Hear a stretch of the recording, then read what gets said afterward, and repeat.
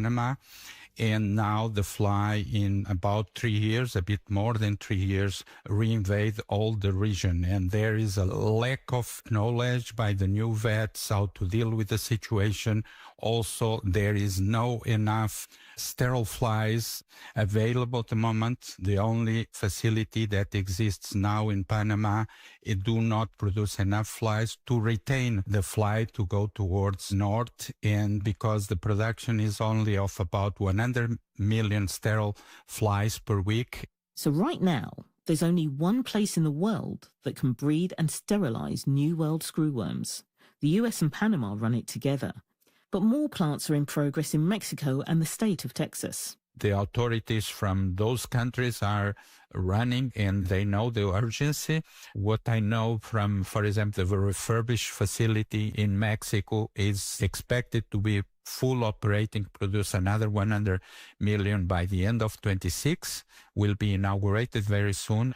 And then the Texas facility is already starting its construction, and the goal is that to start to produce flies in 27. The long-term aim for the Texas facility is 300 million a week because sterile male screwworms don't live for long. The lifespan is quite short. We are talking about a week, which means that is why the releases, when occur, they are done once a week to cover all the entire area and to replace, let's say, all the sterile flies that have been gone in that week period to keep the pressure of steriles in the area. And is it possible to know how many sterile flies will be needed, not only to sort of deal with outbreaks, but to keep things under control? Yeah, we are talking about the numbers that the initial eradication campaign uses, which was about 500 million when they were dealing with the southern U.S. states and later with Mexico. And that period, that number of flies will be approximately what will be needed today because the situation is quite similar. The use of the sterile insect technique is not a silver bullet, is not a standalone technology, needs to be integrated with other control methods to turn it much more efficient. So returning to our main question, can the New World screwworm be stopped? Yes, it was driven out of the US and Mexico and stayed away for years. Releasing millions of sterile flies to shrink the parasite population over time is just one part of the response. It also needs containment, medication, and as our expert witness in Texas, Professor Philip Kaufman notes, rigorous human surveillance. It is a very important pest, and we want people to know it's here. We want people to look at their animals so that we can find it early. The earlier you find an infestation, the more likely the animal will recover fully, and the more likely we are going to be able to eliminate it. This episode of The Inquiry was written and presented by me, Charmaine Cozier. The producer was Jill Collins, researcher Amelia Cox, editor Tom Bigwood, and technical producer Craig Boardman. That was The Inquiry from the BBC. Good morning, Manitoba, and hello, Winnipeg. I'm Marcy Marcusa. This is Information Radio, and we're live in our CBC studios on Portage Ave. Thanks for being with us. We're on our air till 8:37 a.m. with the morning show. Let's say good morning to the crew. Mr. Corey Funk started directing the show, then he took off for Folk Fest. He's going to be meeting some of the people that are excited, getting ready for the annual festival, in line, ready for camping, and the doors to open at the park in Birds Hill. So we'll touch base with Corey later. Also, Abby Adeyemi then is doing double duty. Triple duty, actually, directing the show, the triple threat, Abby, directing the show, also covering weather and our senior tech. Good morning to you. And good morning, Darren Marash, who's behind the controls of YouTube. Say hi to him there. He's our producer of our visual stream. Winnipeg today, clearing this morning, a high of 26 degrees is what we're expecting. We've got some light blue sky downtown already. Brandon, sunny 25 today, and Thompson, sunny in the high of 23, but local smoke being reported in a wider spread area to the north than we've had. So there's an air quality warning for much of northern Manitoba. All right, let's get into what's happening in the news. Heather Wells is here with headlines. Good morning. Well, the head of a national disaster response group says 4 more reconnaissance crews are being sent to the parkland to help with the flood response there. The veteran-led organization Team Rubicon is mobilized as part of the federal government's workforce program. It has had a liaison officer in Dauphin for nearly a week, and now 4 more teams are being deployed. So we'll hear what's happening there. And Ottawa will extend a work permit program for foreign-born workers in Manitoba. It's being extended to the end of 2027. We'll hear about that as well in our next local news coming up at 6:30. All right. Thanks, Heather. Thank you. This morning, some American lawmakers want Canada punished for stopping sales of U.S. alcohol. U.S. alcohol hasn't been on our shelves for, months now. I think we passed a year already here in Manitoba. We're going to talk about the proposed bill on the topic right now that could trigger even more tariffs. Also, in the first hour of the show, imagine a game of bingo, but your winnings are plants. It's a little bit of a trend online, and it's shown up locally in Winkler and other places. So we're going to hear about that in the first hour of the program as well. And then a little bit later on the show, to community events in Winnipeg. Saturdays on Sargent is returning to the West End. We'll talk about the neighborhood and what they're hoping to achieve with the upcoming block parties. Stay with us. World Report's next.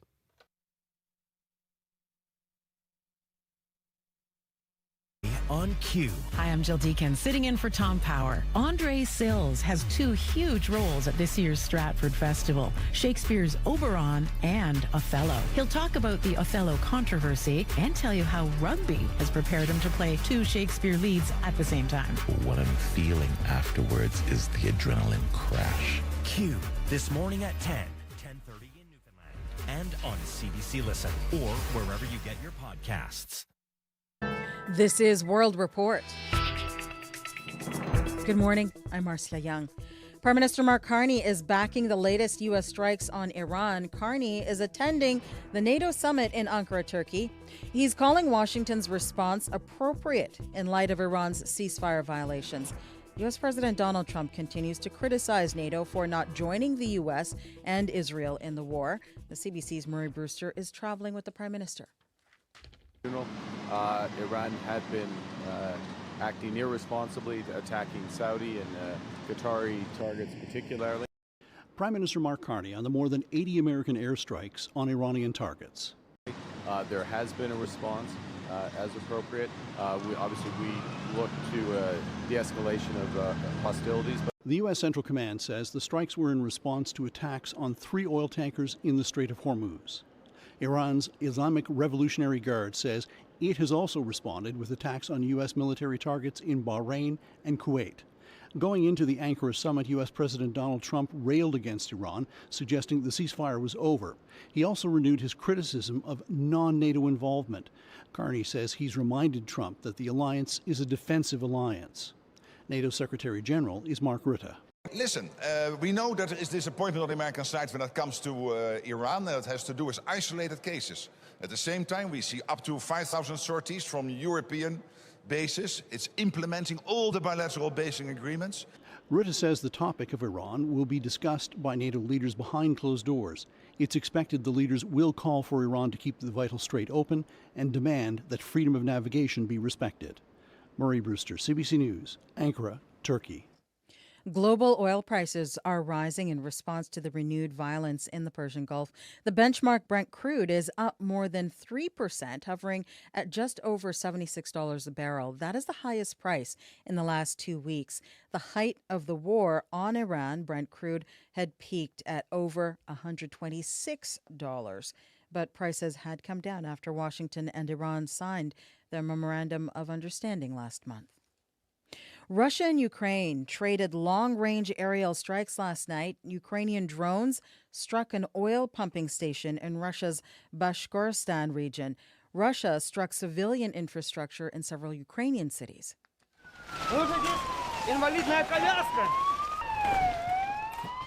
Emergency workers rush into a damaged apartment building in the eastern city of Kharkiv. Russian strikes there killed 2 people, according to the city's mayor. The capital, Kyiv, was also targeted. Ukraine's military says most of the 169 drones were intercepted, but 5 ballistic missiles were not.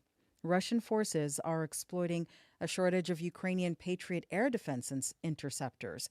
President Volodymyr Zelensky is at the NATO summit in Turkey asking for more weapons. Ukrainian drones will soon be manufactured in Canada. It's part of a partnership between a Ukrainian company and a Canadian firm. The CBC's Jennifer Yoon got access to a test flight. Plays it with zoom in, zoom out. The drone controller looks like a toy, an Xbox controller. But it's what allows Ukrainian forces to find Russian soldiers, supply lines, tanks with lethal effect. We're here today to showcase our capabilities to the government of Canada. Dmitry Pyatrin is in rural Ontario, showing off what his drones can do. We're not disclosing where for security reasons. Pyatrin's company, Airlogics, has just signed an agreement with a Canadian company. Soon, some of their reconnaissance drones will be made here in Canada. Because our production capacities are limited in Ukraine, and obviously the demand is higher.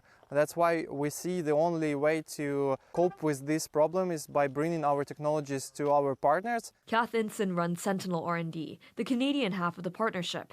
She's hoping to be able to expand the drone production in Canada the way Russia has been able to for their war effort. The Russians have very, very effectively scaled their manufacturing. They have babushkas and teenagers that make their drones in factories. Ukrainian Ministry of Defense official Alexei Antoniuk calls the agreement with Sentinel a win-win. Now you're building Ukrainian drones for Ukraine, but tomorrow you're building Ukrainian drones for yourself.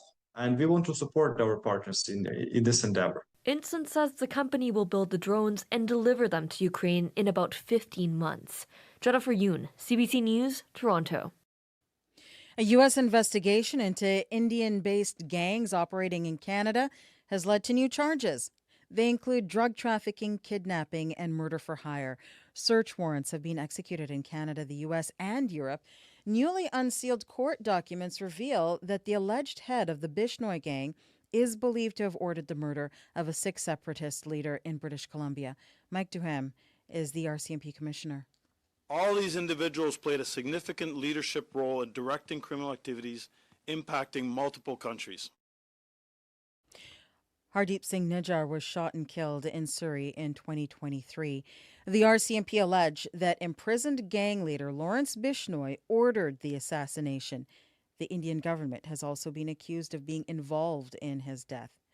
Gurprat Singh Poonam is an American Sikh political activist and lawyer.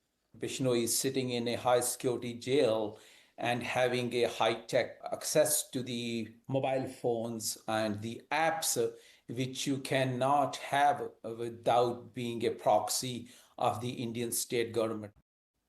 The RCMP says there is no evidence to connect the Indian government to this latest investigation. Halifax police are investigating a hate-filled rant caught on camera. It happened at a Costco, and as the CBC's Selena Alders reports, it included racial slurs and threats. And a warning to our listeners, parts of this report are disturbing. So get the here, country motherfucker. A video circulating online shows a man shouting at two women wearing hijabs. They walk away, and a bystander intervenes. Then the man turns around and appears to hit the person recording the video. The recording continues, and the man yells death threats and racial slurs. Halifax police are now investigating what they say is an assault believed to be motivated by hate. Constable Martin Cromwell says they're asking for the public's help to identify the suspect. A white man, approximately 30 to 40 years of age, bald head. At the time of the incident, he was wearing a black t-shirt, jeans, and black shoes. Stephen Joe is with the National Council of Canadian Muslims. In the past month or so, we have been getting about one or two of these kinds of reports from community members across the country per day. According to Statistics Canada, Nova Scotia has seen a rise in the rate of police-reported hate crimes over the last several years. In 2024, it ranked second highest in the country. But for Imam Mahmoud Omar, these incidents do not reflect the country he knows and loves. We're all Canadian here, Muslims, Jewish, Christianity, Buddhism, everyone. We live in harmony here. So again, do not let anyone divide us here. While police continue to investigate, he's inviting everyone to visit his mosque and learn about Islam. Selena Alders, CBC News, Halifax.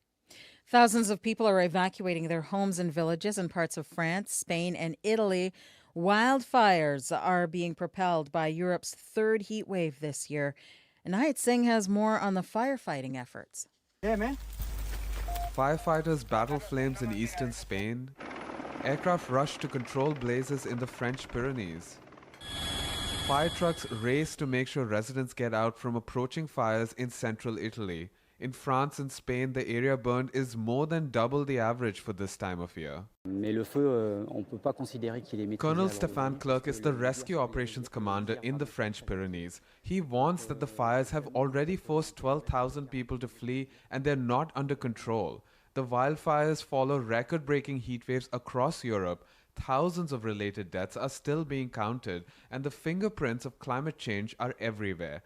The heat was virtually impossible without human-caused carbon emissions, according to the international scientific initiative World Weather Attribution.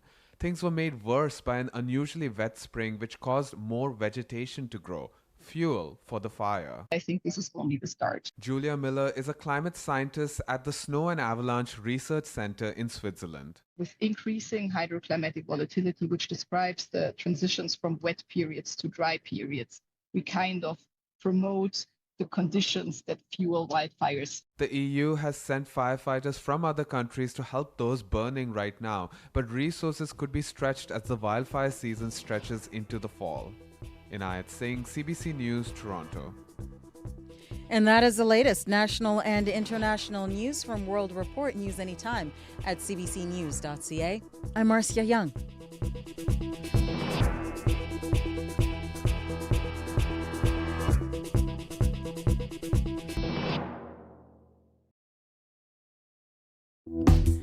Well, over Winnipeg, we had a beautiful sunrise this morning. Just the sky looking very pretty with the pinks and pretty clear downtown right now. A light blue sky over our CBC studios. Good morning, everyone. I'm Marcy Marcusa, and welcome to your Wednesday morning show here. Information Radio on 89.3 FM, 990 AM on that app and on YouTube. So another welcome day of drier weather in our province. Stay tuned. We'll get to the full forecast in a moment.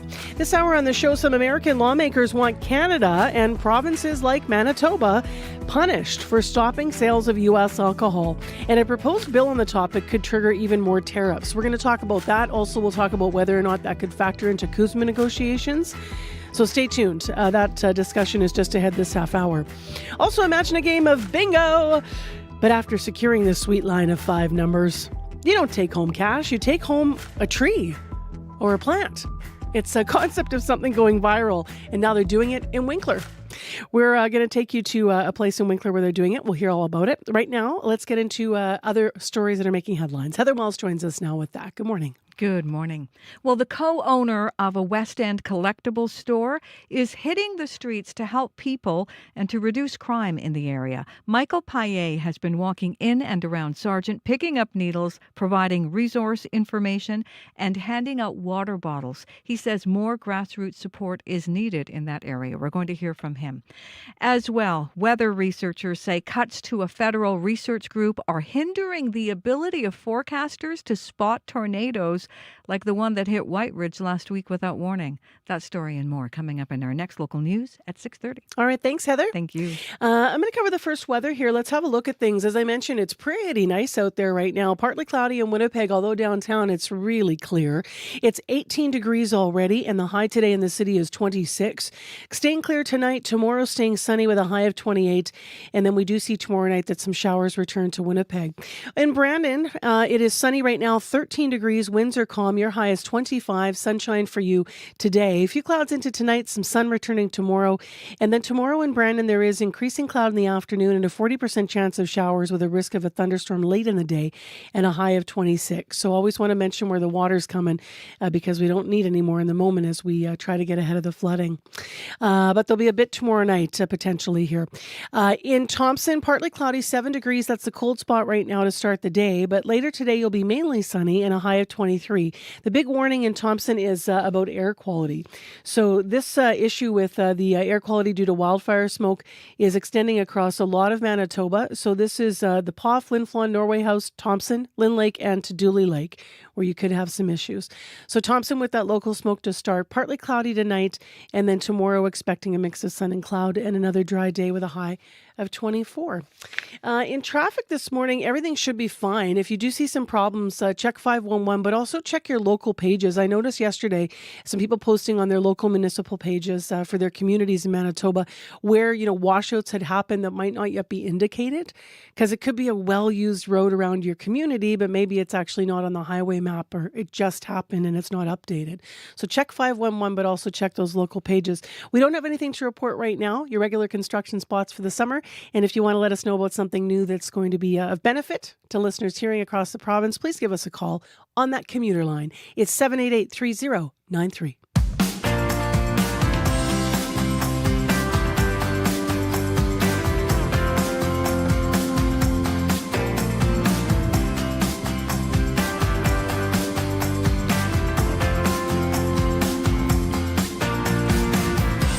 Well, what is it about bingo? It just endures. I love personally playing bingo.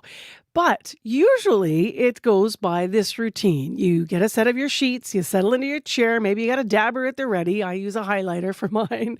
You hope to win some of that sweet prize pot. But what if the prize was a pot of dirt with a beautiful plant in it? That's the idea behind plant bingo. It's a trend that's growing in both bars and greenhouses and online, and it's come to Manitoba, including at New Leaf Garden Centre in Winkler, Manitoba. Lucy Jansen is co-owner of New Leaf and up early with us. Good morning. Good morning. When we were in Winkler, I was visited your beautiful garden center. It's just lovely. So lovely to have you on the show, Lucy. Thanks for being here. Thanks for having us. Where'd you guys hear about plant bingo in the first place? Some of our staff had seen it online at a few other garden centers and places like that. So it got brought to our attention by one or two of my staff members. And then also people in the community started to ask for it. They were also seeing it online as well. Okay, so then you guys decided to try it out. Does the bingo itself actually happen in the greenhouse, or where do you do it? It does. Now that we're nearing the end of the gardening season, we've got some extra space in our garden center, and so we always like to look for some fun things to do in that space. So how has it been received since you had your first one back in early July? I guess, sorry, when was the first one, I should ask? Actually, we did just a trial run one with our staff about a week and a half ago. And it was a huge hit with our staff and their friends. We just did a little trial run to see how timing and everything would play out. And then as soon as we posted the video, it went viral, actually. It went crazy, and we had the first night completely booked up within the first hour, I think it was. And so we opened up a second night, which promptly booked up within the next couple of hours. And we opened up a third night, which now is fully booked as well. So we're now looking at adding some more dates. What's your response to the fact that the first three you put out there, which are in July 9th, 16th, and 23rd, what's your response to the fact that they sold out like that? You know what? We thought it'd be a hit, but it just caught us off guard how crazy it was. It was just, it was amazing. We were so excited to see that people are as excited about this as we are. Do you think it's the plants or the gathering, or what is it? Do you think that's, having people excited about this? I think it's all of the above. It's plant lovers, but it's also people who just want to get out for the evening and do something fun and different. And I think this gives them that opportunity. It's almost like a little staycation evening, getting away to our tropical greenhouse and having, just having a good evening with friends. It'll be fun. So how does it work in terms of the prizes? Because when I used to play bingo at the X, they have they have a wall of prizes you choose from. How do you guys work it with the plants? I mean, you're in the greenhouse. You must have to be pretty clear about which plants are not part of bingo. Yes. So we've got our prize rack or our prize racks that are all set up. And there's gifts from every category. We've got some gifts from our gift shop. We've got things from our trees and shrubs section. We've got some beautiful planted pots for your front porch. We've got house plants, potted house plants. So there's something for everybody. And the $20 entry gets you your bingo sheets for 8 games. It gets you an entry into the door prize draw.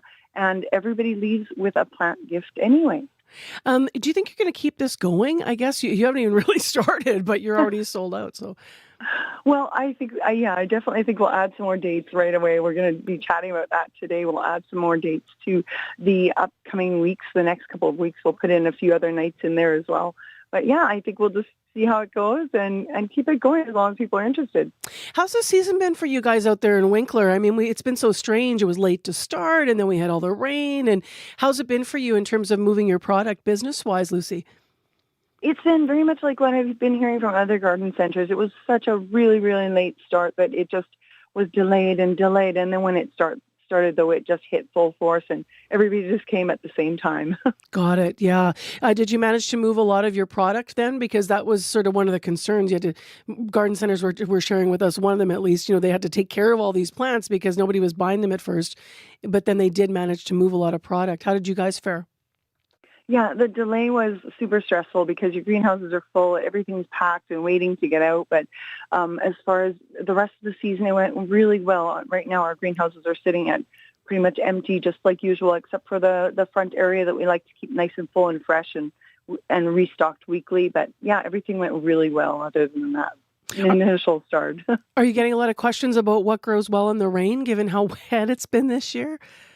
We haven't, but yeah, that is a big concern. It's a lot of people with issues in the garden now, just from all the rain and the humidity, the damp. It causes issues with plants. So there's a few of those things coming in. Yeah. Can I sneak in a question about that? I'm just curious because yesterday this came up in our newsroom. Someone said, what do you even do? Because if you've planted, let's say, vegetables, even like a vegetable garden, some of them love it, but the plants that don't like it really don't like it. Like, should you actually pull it out of the pot and clean those waterlogged roots, or do you just let it be? I think inevitably we will get our sunshine. We always have, and we will get some sunshine. I think that everybody just kind of has to wait for that and be okay with having a bit of a delayed garden. If you've got really waterlogged areas, definitely I'd look at doing some kind of drainage. Even just if you can make little ruts in your garden to kind of pull that water away from your plants, that helps. So yeah, little remedies like that will help. But other than that, we just got to wait for some sunshine and then things just take off. Like a little moat or something around, or a trough. That's exactly a smart idea. Yeah. Yeah, my mom does that in her garden. It works really well. So before you go, who calls the bingo? Is it you that's doing the under the O? It's been our first night. It was our manager, Sherry, who's just great at that type of thing. And she's going to do that this coming the first night as well. And after that, it'll probably be myself. Good. Well, enjoy it. It sounds like it might be something that becomes regular. We'll have to see. But enjoy these sold-out nights in July. And thanks so much for being up early and sharing this with us. Appreciate it. Yes, thank you. And thank you for having me. It's a nice way to start the day. That's a live conversation with Lucy Jansen. She's the owner of New Leaf Garden Center in Winkler. And they got on board a customer bringing up that maybe plant bingo could be something to try. And boy, oh boy, people are loving it. They've sold out 3 nights in July. On the topics that matter, your voice should be heard. It looks like this is maybe a one-day blip when farmers across the province need hot and dry. Radio Noon is where you can voice your take. In general, it's harder to find a job even if you're educated. I'm Marjorie Dowhouse. From 12:15 to 1 p.m., Radio Noon opens the phone lines on one important topic. When I was 5 or 6, my parents gave me seeds and helped me plant them. That was probably close to 70 years ago. And here I am still gardening. It just brings everyone together. Radio Noon's call-in segment, 204-780-0893. We want to hear from you weekdays on CBC. Well, next on the show, a Republican lawmaker says Canadian provinces like ours, Manitoba, should face repercussions for banning the sale of American alcohol. Claudia Tenney is a member of the U.S. House of Representatives and has introduced a retaliatory bill to punish those restrictions. Now, this is called the Combating Attacks on Our National Alcoholic Drinks by Allies Act, or the Canada Act. Michael Armstrong is Professor of Operations Research at Brock University and with us to talk about it. Good morning. Good morning. So why is this move a political irritant from the American perspective? It's an irritant for the Americans because it was designed that way by the Canadians. So going back to February 2025, Mr. Donald Trump had been reelected as president, and he started throwing tariffs on all kinds of countries for all kinds of reasons, including Canada, despite the fact that we had a free trade agreement with that country that he himself signed. So in retaliation for U.S. tariffs on things like Canadian steel, Canadian aluminum, the provincial premiers all decided to order their liquor agencies to pull American products off the shelf and stop buying any new ones, stop imports from the United States. Now, I think at the time that was expected, okay, this is going to be a temporary thing. After a couple of weeks, diplomats will sort it out. But that didn't happen. U.S. tariffs are still in place, so Saskatchewan and Alberta, they kind of gave up on that, and they started selling American booze in June last year. But the other 8 provinces are continuing to ban imports of any new U.S. alcohol. Yeah, as we know here in Manitoba. So obviously it was set up to be an irritant, maybe longer lasting than had first thought. Obviously it is an irritant. But what's the economic impact overall of American alcohol exports and sales? It's definitely gotten the attention of the American alcohol industry. Sales of U.S. wine to Canada last year were 76% lower than they'd been the previous year. Sales of spirits like bourbon, whiskey, were about 42%, 46% lower than the previous year. So the Americans last year lost about $725 million of sales they normally would have had. Now that we're up to month 18, their total loss is probably around $1.1 billion Canadian. So although the Canadian market is only about a tenth the size of the American one, that's a big enough chunk that it has hurt their profit margins. They're definitely noticing. The California winemakers, the Kentucky bourbon makers, for example. And there's no real place for them to make it up. They have lots of other export markets, but European countries aren't particularly happy with Mr. Trump either. So although they haven't banned U.S. alcohol, their sales are down for most European countries. So it's definitely gotten the industry in the United States to notice, and consequently, the U.S. industry is complaining to their politicians, and so we're hearing complaints from people like the U.S. ambassador. Pete Hoekstra was speaking about this as well. It keeps coming up. We have numbers out of Manitoba here that we reported on in June here at CBC Manitoba. Manitobans' preference when it comes to booze lean toward domestic products. So the province said that consumer habits actually shifted following the removal of U.S. products from liquor store shelves. And even when momentarily they were put back on there was a sell-off, people were still choosing Canadian products here. I wonder how significant of a bargaining chip you think this is all going to be, these alcohol sales ban, when it comes to CUSMA negotiations. It's definitely a chip. It's definitely provides some leverage for the federal government. How much is really hard to say. So much depends in the current U.S. administration on what does Mr. Trump himself particularly want on any given day. That you've mentioned an important point is not only the American producers have lost sales in the past 18 months, they're concerned about losing sales in the future because Canadian tastes have changed. You mentioned the Manitoba statistics. We have the same thing here in Ontario. It's been a boom year for Ontario wine sales. Some producers have doubled their sales. And so some Canadians who, out of habit, would have been buying, say, a California red wine to go with their Sunday dinner, they've gotten now used to buying a Canadian wine, and they're not necessarily going to go back to the Americans, even if they go back on the shelf. Yeah, we've had the craft alcohol producers as well than wine, spirits, and cider saying as we were doing that report that they felt more supported now, and then obviously the sales are following. So tell me about the Canada Act briefly here. What exactly does it propose in terms of, punishment to provinces like ours who have the restrictions in place? The act would require the U.S. trade agencies to investigate these Canadian provincial boycotts. And if they find that those boycotts violate U.S. trade rules, which they probably do, then the trade agency can impose additional sanctions, basically add more tariffs. So in effect, it would escalate the trade and tariff war to another level. So it could be a potential threat. We have to keep in mind in the American political system that individual congresspeople quite routinely propose their own bills that really have no chance of going anywhere. So unless this picks up broader support from the Republican Party in general, or perhaps from Mr. Trump himself, it's probably just more noise in the background of the trade negotiations. Just last, what about Canadian alcohol exports to the United States? What do those numbers look like? Have they dropped as well? No, they've been doing fine. Apparently last year was the first year where Canadian wine producers sold more into the United States than we imported from there. So we're selling more into California than they're selling to us these days. Thanks for your time, Mr. Armstrong. Appreciate it. My pleasure. That is Michael Armstrong with us live on CBC's Information Radio, Professor of Operations Research at Brock University. It is coming up to 6:30 here on your Wednesday morning show. Thanks for being with us. I'm Marcy Marcusa. May McKillop to direct the show. Corey Funk off to Folk Fest with others this morning that might be up bright and early, getting ready to get a camping spot as the gates begin to open. Get ready to open. Abby Adeyemi behind the glass as well, teching the show. And there is Darren Marash, our YouTube producer. Thanks for being with us. We have business news coming up. Phil Lamont's in today. The last FIFA game in Canada was played yesterday in Vancouver. We're going to talk about the economic benefits of World Cup soccer in Canada and whether or not so far there's some analysis of what they look like and if they're what was hoped for economically.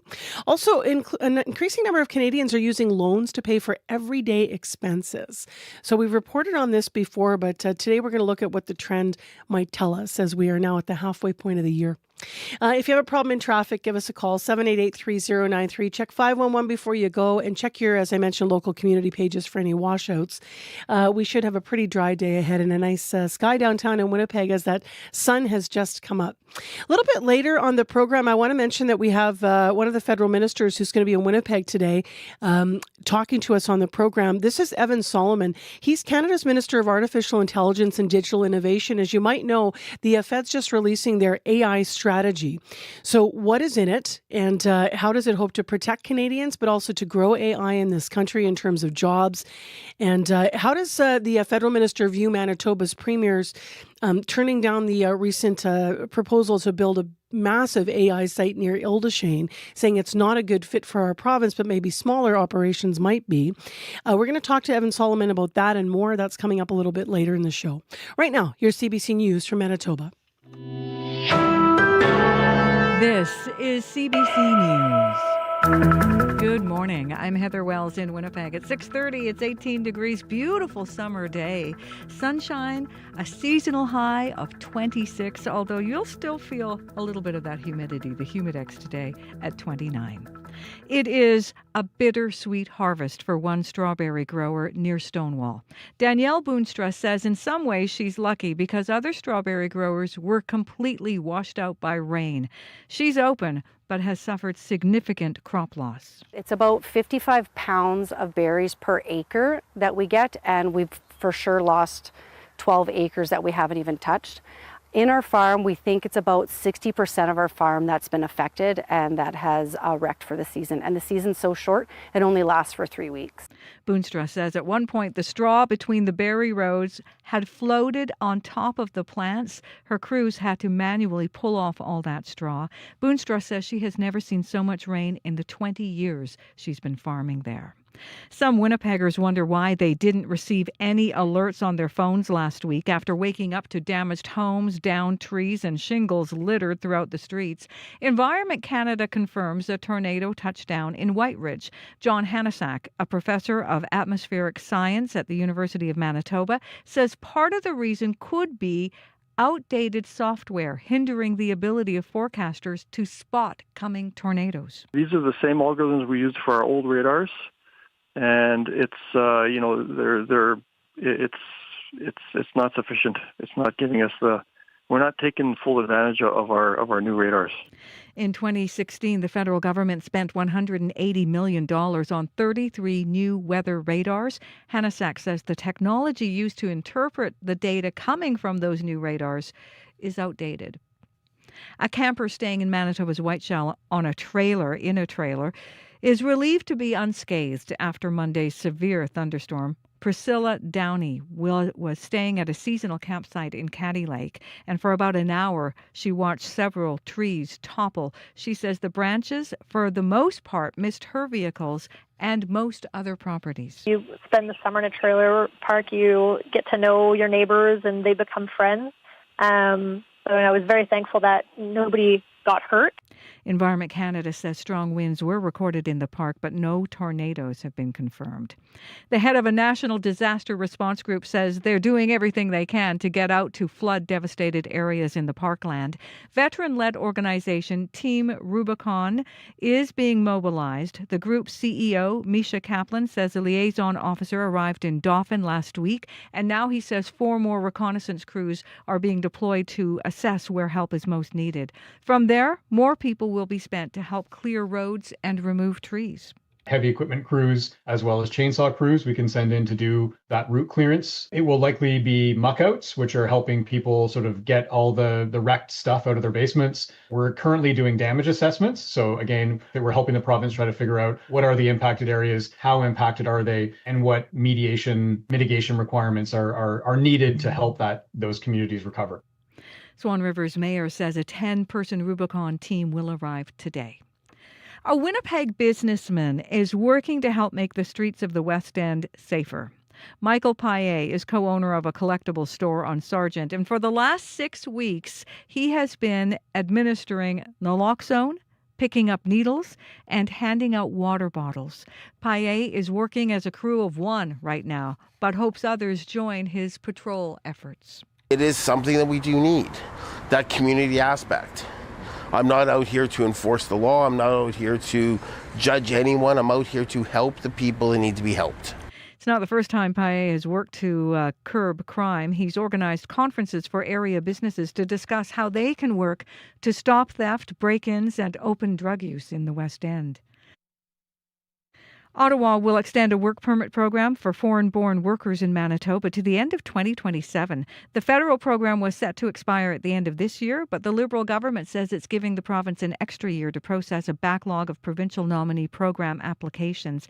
That means 2,700 international workers will not lose their legal status. Bram Strain is CEO of the Business Council of Manitoba. While extending these work permits means continuity for businesses and for those folks who have those work permits, it's also very important that we increase the number of nominations that we get to enable the province to process these folks so that they can stay permanently.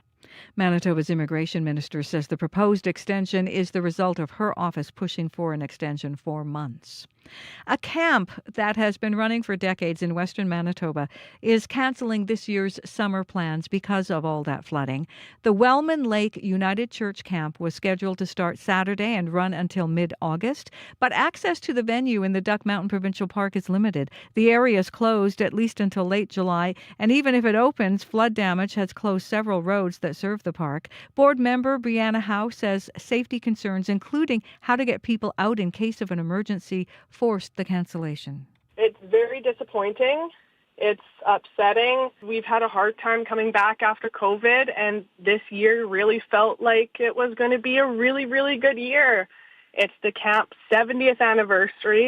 Around 70 campers between the ages of 4 and 14 had registered for that camp.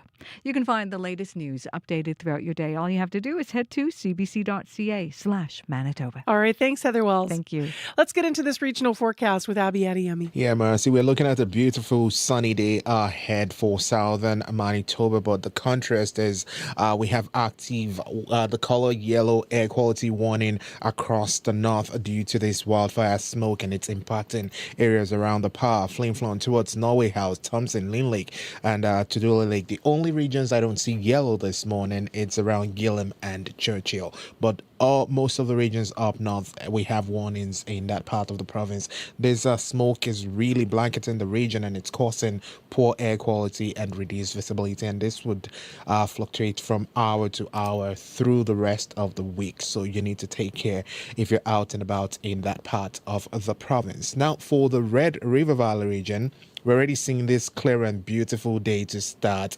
Currently sunny in the city. We're just seeing a few clouds. Temperatures hovering between 15 and 19, depending on where you are in the city. It's going to be a warm day ahead as we see the mercury climb to a daytime high of 26, though it's going to feel like 29 if you factor in the humidity.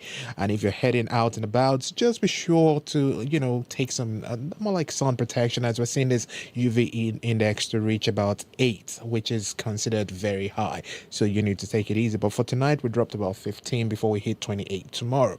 Across the south, we're seeing 15s. Also across some regions, climbing to about 27. In the northern area, sunny there, 14 degrees at this time, reaching a high of 26. Brandon is sunny at 12 degrees, reaching a high of 25.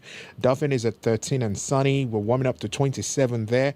And of course, in the Gimli area, we're looking at sunny conditions at 15 degrees right now, reaching a high of 26.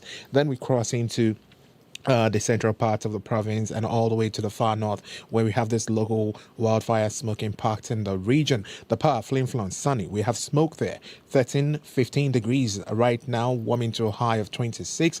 Norway House is at 11, also smoky there. We're seeing a high of 26. Thompson is currently cloudy with smoke, 6 degrees at this time, warming to 23. And of course, for the Lynn Lake area, we're seeing sunny conditions there, around 7 degrees with smoke, a high of 24. Gillam is partly cloudy at 13, warming to 23. And of course, for the Tuduli Lake region, we're seeing cloudy skies, 11 degrees, a high of 21. For Churchill and the York region, we're looking at partly cloudy skies there, 12 degrees at this time. You only get to a mild high of 14 later. So Marcy, we're looking at more of a southern sunshine meets smoky northern skies today. But for the city, we're expecting sunny conditions and a high of 26. Current temperatures, we're hovering around 18 degrees in the city. All right, thanks, Abby. Thank you.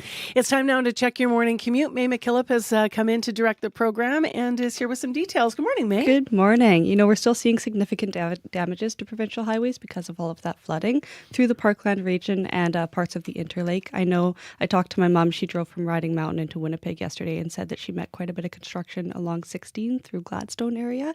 So you're going to want to check Manitoba 511 for highway conditions and call me if anything is getting in your way along your travels. I'm standing by to take that phone call. The number to call is 204-788-3093. All right, thanks, May.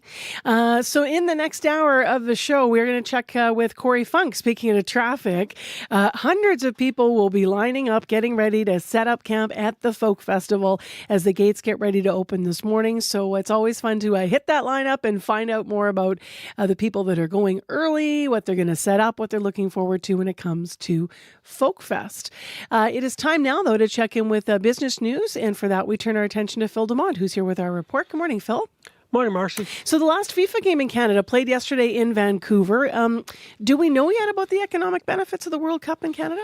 Well, I mean, there's some preliminary data out there, and that the gains, they're real, but they're probably less than anticipated. Estimates before the FIFA Cup started in this country had the economic boost of Canada about $3.84 billion, that kind of range. But data from Moneris, the digital payments company, has bar restaurant receipts in Toronto up by only 3% versus last year. Vancouver, 6%. Now, foreign footy fans, they're playing their part. Spending by non-Canadians at these establishments up a third, 34%, in the period June 12th to 26th versus last year.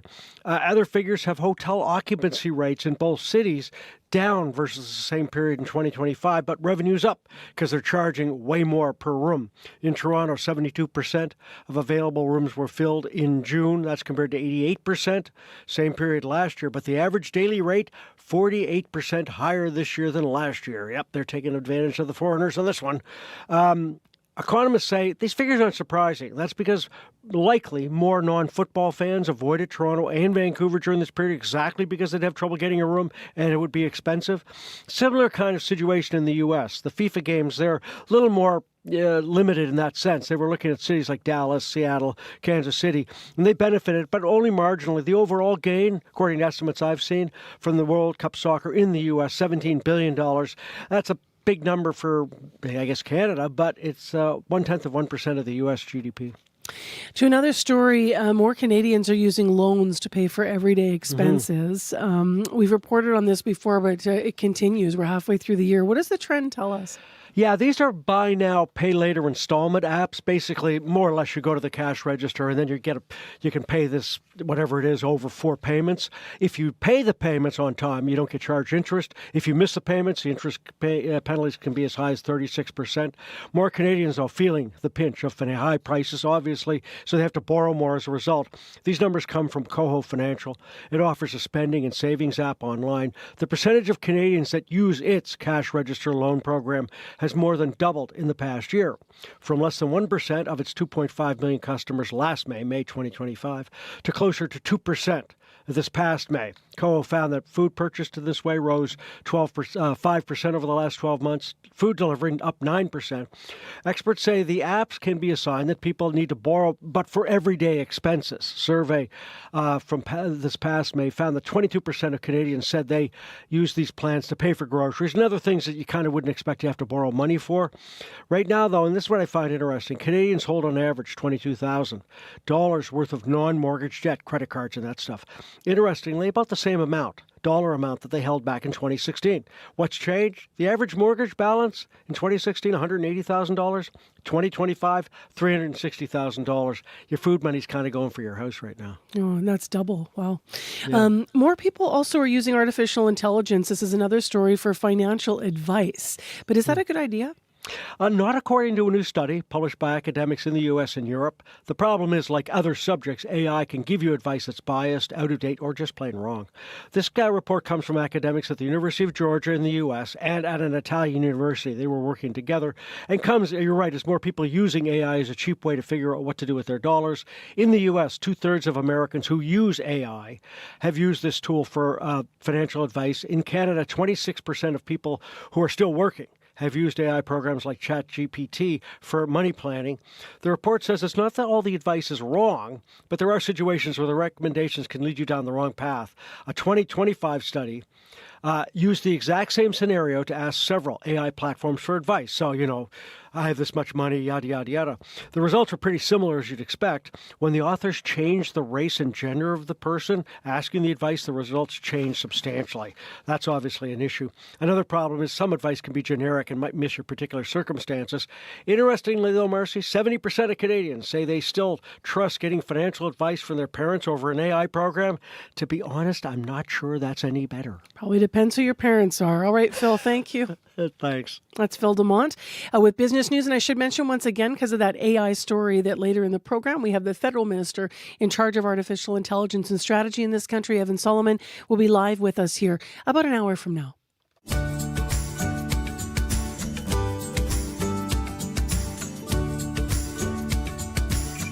How you doing out there, Manitoba? 6:45 a.m. the time. I'm Marcy Marcusa. Thanks for joining us on Information Radio. It is mostly clear in downtown Winnipeg, 18 degrees, and a lot developing in international news. U.S. President Donald Trump says that as far as he is concerned, the memorandum of understanding between his country and Iran is, quote, over. He made the comments today. If you heard World Report, you heard part of the reporting here. He was at a press conference during the NATO meetings in Turkey. They came after the U.S. and Iran traded strikes overnight. Have a listen.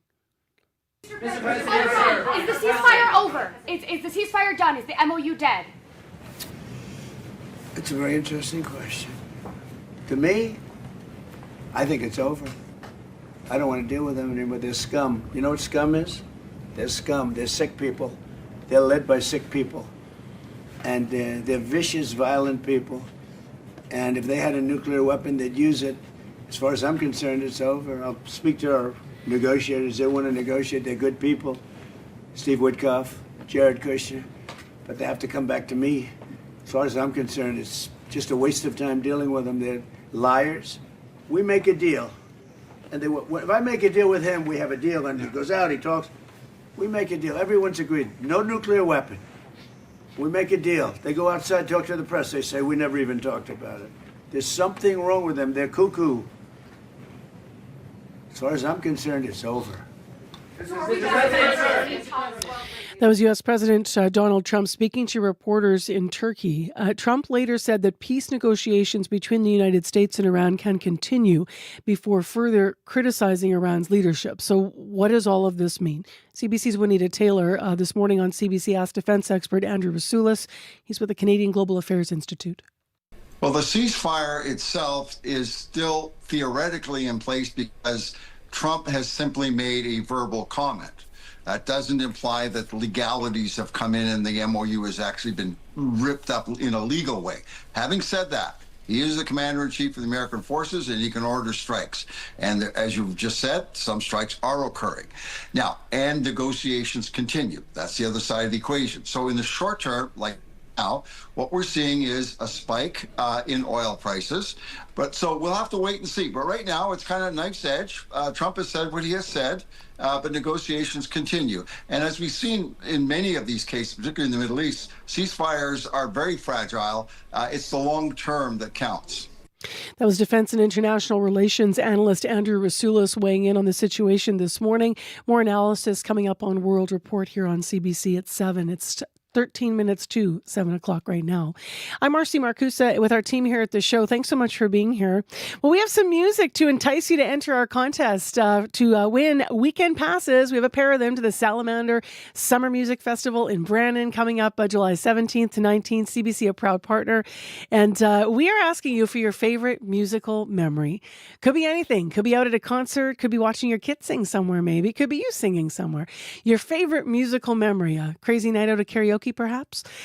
Give us a call to enter the contest, 788-3205, or win at cbc.ca. And as I mentioned, to entice you to enter, we have one of the artists playing the Salamander Music Festival, and that is, Chamomile, one of the bands that's going to be playing mid-month.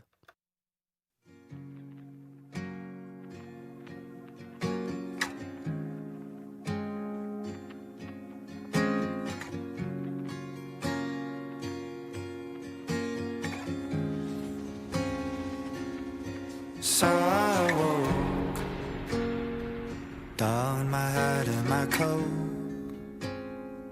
I stepped out in the cold morning air. No talk, just thoughts and prayers. I've been feeling that low. I felt so alone. And then it hit me like a freight train. A fragrance I know. And I was sipping chamomile. I'm missing that locomotive. Baby, I just need to stay a while. There ain't no sense in going. You're taking me back to another time. That cooler smell in the roses. Baby, I just need stay a while to revel in the scent of the moment.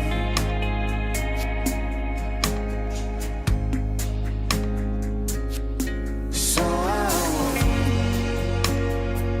down my head in my coat. I stepped out in the cold morning air. No talk, just thoughts and prayers. I've been feeling that low. So I swapped that around incorrectly. The name of this tune is Chamomile. The group is An Unexpected End. They are playing on Sunday, though, at the Salamander Summer Music Festival at 8 o'clock, so you can check them out. And that is between July 17th and 19th. Those are the dates for this festival. So as we mentioned, it is not next weekend, but weekend after, and you could go. We have 2 weekend passes, but you have to tell us your favorite musical memory. Jeff O'Leary writing in, you're in the draw to win. Jeff saying, I remember distinctly an evening when Emmylou Harris played the Folk Fest. The storm looming for the whole night, but held off till the show was over. What a performer, what a night. The storm in the end was spectacular as well. So that's Jeff's musical memory. It's that easy. He's entered to win tickets to the Salamander Summer Music Festival. Good luck. We'll make a random draw by the end of the week. And speaking of Folk Fest, we'll check in with Corey, who's in line with campers this morning as gates get ready to open. 9 minutes now to 7 o'clock. I'm Marcy Marcusa. You're on CBC. And next on the show, Syria is back in the international spotlight. Earlier this week, French President Emmanuel Macron visited the country. He's the first G7 leader to do that since the dictator Bashir al-Assad was ousted in late 2024. But explosions near Macron's hotel highlight the ongoing security challenges faced by Syria. To talk about everything, Michael Link is with us. He's Professor Emeritus of Law at Western University and former United Nations Special Rapporteur for Human Rights in Palestine. Good morning. Good morning to you, Marcy. How do you outline the importance of President Macron's visit to Syria? Well, let's keep in mind a couple of things. First of all, this is probably the strongest relationship that Syria has with a Western leader, and that emanates from the fact that France was the colonial power in Syria from 1918 right up till 1946, and it's kept its economic and and military relations very strong since then.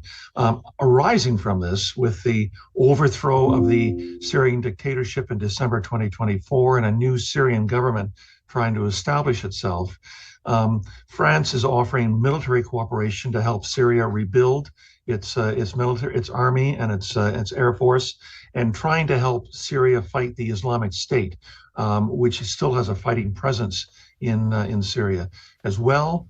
France is offering economic assistance to Syria, which it badly needs, given that its economy was flat on its back during the civil war. And finally, France has about $60 million American in Syrian assets that have been smuggled to France by the old Syrian dictatorship, in which France has now indicated that it's willing to release back to the Syrian government. So for those who missed the story, just briefly tell us what happened with this explosion near where Macron was staying. Sure. Yesterday, Tuesday morning, there were two explosions very near the hotel in Damascus where President Macron of France was staying. He wasn't at the hotel at the time. He was on his way to meet with the new Syrian president at the presidential palace in Damascus. So he didn't hear the explosions, but they're a symptom of the ongoing instability in Syria today. The two explosions that occurred on Tuesday morning injured around 18 people, and this followed on the heels of a prior explosion last week in a Syrian cafe that killed around 10 people and wounded a number of others. No group has taken responsibility for these explosions, these bombings, but an educated guess would probably suggest that this group, Islamic State, or another terrorist group in Syria likely set these bombs off in order to terrorize the civilian population. During Assad's rule, he was backed by Iran and Russia. Are they still playing a role in the instability of the country today? Yes, look, the new Syrian government has had a very cold relationship with Iran, largely because of its strong backing of the Assad dictatorship and its support for Assad during the bloody civil war in Syria. Syria's relationship with Russia is more complicated. Yes, Russia was the primary source of weapons and diplomatic support for the Assad dictatorship during the civil war. And of course, once the Assad dictatorship collapsed, Bashar al-Assad fled to Russia, and he still is there today in exile.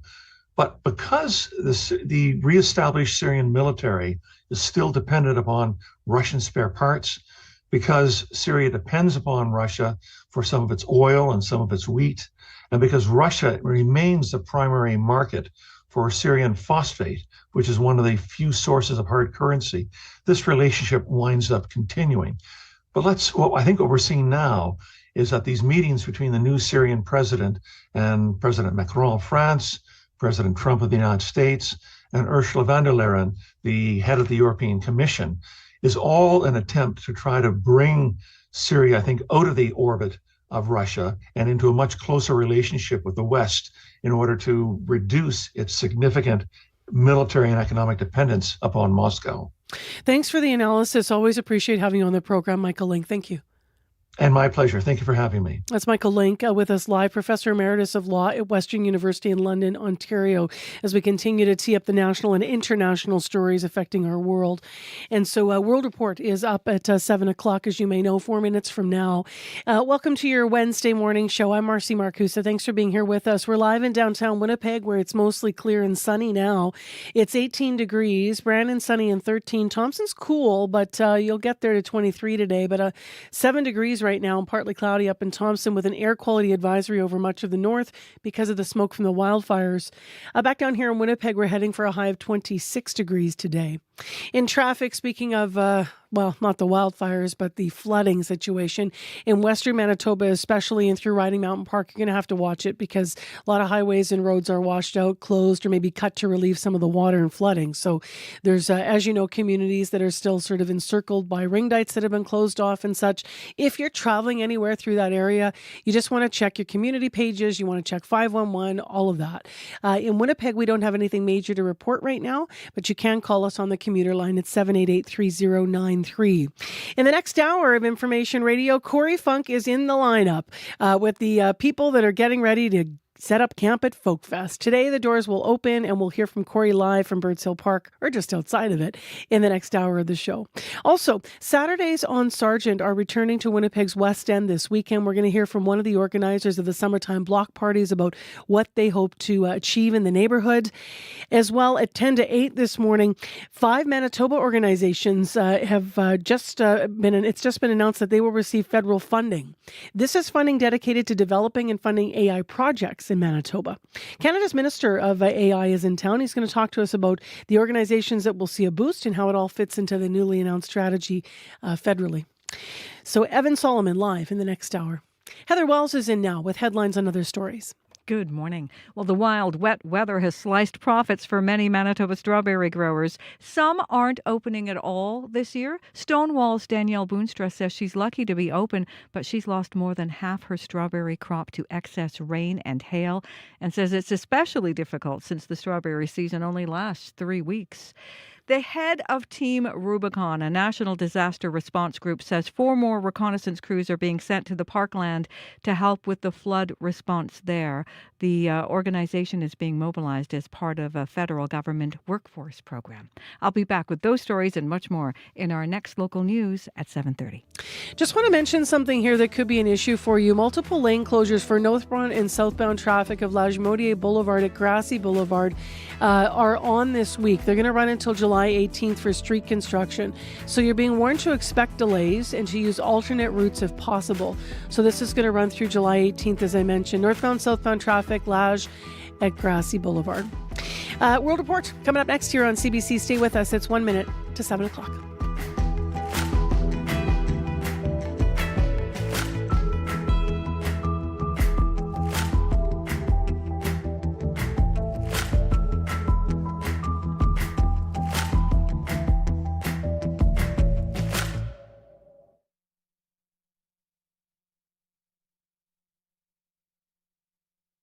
The Current. I'm Catherine Cullen. It's not that I'm lazy. It's that I just don't care. So where's the motivation? Do you procrastinate? Most of us do at times, but it turns out 20% of people are chronic procrastinators, meaning they habitually, intentionally, and irrationally delay a target task. We'll talk about why that happens and what can be done about it coming up on The Current. The Current, this morning at 8:37, 9:07 in Newfoundland, and on the CBC Listen app. This is World Report. Good morning. I'm Marcia Young. U.S. President Donald Trump says the ceasefire with Iran is over. His comments come after ordering strikes against Iranian air defenses and missile sites. The Pentagon says the attacks are in response to Tehran reportedly striking 3 commercial vessels in the Strait of Hormuz yesterday. Iran is now hitting U.S. military facilities in Bahrain and Kuwait. Anna Cunningham has the latest from our London bureau. Is the ceasefire done? Is the MOU dead? It's a very interesting question. To me, I think it's over. US President Donald Trump in Ankara this morning at the NATO summit, just hours after ordering fresh strikes on Iran. I don't want to deal with them anymore. They're scum. You know what scum is? They're scum. They're sick people. It's just weeks since the US and Iran signed a memorandum of understanding to end this war, but this has always been a fragile ceasefire. Eyewitness footage shared by Reuters reportedly showing explosions and smoke rising from fires in the port area of Bandar Abbas. US Central Command confirmed that it targeted Iranian air defences, port and coastal surveillance systems, ground-to-air missiles, as well as launch sites for anti-ship cruise missiles and drones. NATO Secretary-General Mark Rutte says the US response was absolutely necessary. Iran is basically violating the ceasefire. We've seen what happened yesterday with ships being attacked. I think it is totally crucial that the US forcefully reacts. We are an LNG vessel loaded. This reportedly the SOS sent Tuesday from a Qatari LNG tanker near the Strait of Hormuz, said to be at risk of exploding after damage from a strike. Qatar blames Iran. Today, Iran says it has targeted US military facilities in Bahrain and Kuwait. Both the US and Iran blame each other for violating the ceasefire agreement. Anna Cunningham, CBC News, London. Ottawa has quietly canceled the second phase of a long-standing competition to purchase military equipment. The Canadian Army needs new light utility vehicles. CBC News has learned that Mark Carney's government intends to move forward with Canadian suppliers only. The CBC's Murray Brewster is traveling with the Prime Minister at the NATO summit in Turkey. And Murray, you have obtained a copy of this cancellation. What can you tell us? Well, on Friday, Public Services and Procurement Canada issued a notice to 6 companies that had been invited to bid on the Army's light utility vehicle program. Now, we do have a copy of it, as you said, and the notice says that the invitations to bid on this program, which is worth up to $4.9 billion, have been canceled, and that the program is going to be restarted and accelerated with a focus on Canadian suppliers. Now, that's significant because 2 of the 6 companies that had wanted to bid are American. Now, that effectively means that AM General and Oshkosh Defense are out of the competition. It leaves 4 Canadian suppliers on the field. Now, I asked Defense Minister David McGuinty about this yesterday. Well, I have to get back to you with details on that. I'm not sure what the reasoning for that was. What are we hearing about the reasoning behind the decision? Well, the notice of cancellation says the federal government is moving in that direction because Canadian suppliers, they need to strengthen the country's defense industrial base. Now, that's in keeping with the Carney government's policy of buying at home, but the way it's being handled appears to be deliberate. You know, we're here at the NATO summit, and U.S. President Donald Trump has been hammering allies to spend more money on defense, but wants American companies to be the preferred arms suppliers. Now, when you combine that with Canada's ongoing review of the F-35 file and other trade irritants, including the boycott of U.S. alcohol, it's a sensitive issue. Thank you, Murray. You're welcome. The CBC's Murray Brewster in Ankara, Turkey.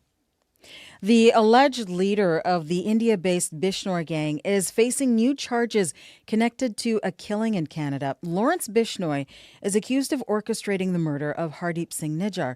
The Sikh activist, separatist leader was killed in BC in 2023. Authorities say it is part of an operation that involves an international cooperation. CBC's Susan Ormstrand has the latest from Mumbai. There's been no official reaction from the Indian government to the sweeping U.S. indictments against the Bishnoi gang and other Indian-based organized crime. But the global crackdown is very significant, says Ajay Sahni, a counterterrorism expert in New Delhi. This would be a body blow to these groups and the degree of impunity under which they have been operating. Jailed in India, leader Lawrence Bishnoi for the first time is criminally charged in connection with the murder of Hardeep Singh Nijjar in Surrey in 2023. The indictment alleges he and a North American operative ordered the assassination. Networks will have at least a leadership vacuum at this juncture. They will have a problem of re-establishing communication systems.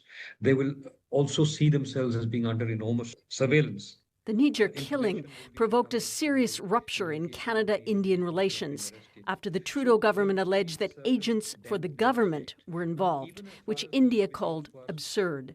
Responding to the U.S. indictments, Ottawa has said that India cooperated with the probe. What we are seeing in the American indictment is still the tip of an iceberg. I think this is a very important first step, which will not harm American or Indo-Canadian relationships. Less than a year ago, Canada designated the Bishnoi gang a terrorist entity. Susan Ormiston, CBC News, Mumbai.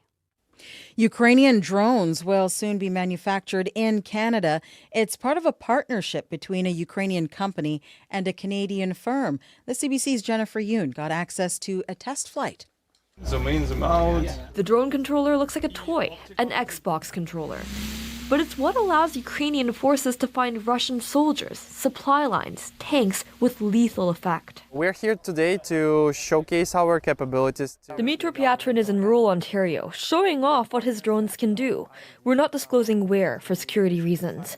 Piatrin's company, AirLogix, has just signed an agreement with a Canadian company. Soon, some of their reconnaissance drones will be made here in Canada. Because our production capacities are limited in Ukraine, and obviously the demand is higher. Ukrainian Ministry of Defense official Alexei Antonia calls the agreement with Sentinel a win-win. Now you're building Ukrainian drones for Ukraine. but tomorrow you're building Ukrainian drones for yourself. And we want to support our partners in this endeavor. Instant says the company will build the drones and deliver them to Ukraine in about 15 months. Jennifer Yoon, CBC News, Toronto. A Canadian expedition has successfully reached the wreck of Ernest Shackleton's polar ship. It is at the bottom of the Labrador Sea. Explorers are now diving to capture the very first photographs. The CBC's Peter Cowan is on board with the latest. It's a wreck. It looks like a wreck. When David Mearns saw the decaying wooden hull on the floor of the ocean, he knew it was what's left of the ship Quest. The size, the colors, and several distinctive portholes confirm it's the ship once sailed by polar explorer Ernest Shackleton. Mearns is a deep-sea shipwreck hunter. He's discovered 29 in his career. He wasn't expecting to see fishing nets obscuring much of this wreck. You know, that's disappointing. It makes it really challenging for us to get the type of imagery in the digital twin that we wanted to get. Shackleton used Quest to explore Antarctica more than 100 years ago. The Royal Canadian Geographical Society mounted the expedition to find the ship and tell the story of Canada's connection to the heroic age of exploration. Teams are gathering high-resolution 3D images, allowing anyone to explore the wreck digitally. LC Bridge, you have permission to launch sub. Roger, permission to launch. But it's not just remote vehicles going down. The expedition is using the submersible Alvin. John Geiger, the president of the society, was on board for the first ever dive down to the wreck of Quest. And you think about where that ship has been, it's very moving. Later this week, the expedition will move to the coast of Greenland to explore Terra Nova. It's the ship British explorer Robert Falcon Scott took to reach Antarctica. Peter Cowan, CBC News, on board Atlantis off the coast of Labrador. And you can see a couple of those photos on our main page at cbcnews.ca. See photos of Ernest Shackleton's ship and of Alvin, that submersible. The Emmy nominations will be announced today. Several hit shows lead the pack. HBO's The Pit is expected to be up for a number of nominations. And Canadian hockey hit Heated Rivalry is out of contention because it was produced and financed solely by Canadian companies. That decision comes from the Television Academy. The 78th Primetime Emmy Awards will take place in Los Angeles, September 14th. That is the latest national and international news from World Report. I'm Marcia Young.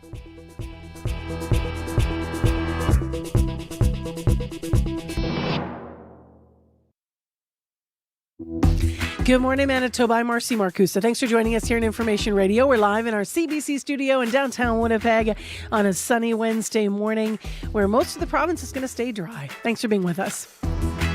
Well, that's good news for the flooding situation, but it's also good news for all the people lined up with their backpacks and tents and floppy hats and sunscreen in hand. People are getting ready for Folk Fest. The gates are about to open. The campers are getting ready to go, and Corey Funk is on site just outside Birds Hill Park. So stay tuned. We're going to check in with Corey for a little bit of summer fun in just a moment. Also, Saturdays on Sargent is returning to Winnipeg's West End this weekend. We're going to hear from one of the organizers of the summertime block parties about why they're particularly important this year in that neighborhood. And then coming up at 10 to 8 this morning, the federal government just announced $10.2 million to help Manitoba organizations develop and use artificial intelligence. Not all Canadians are on board with adopting the tech so quickly.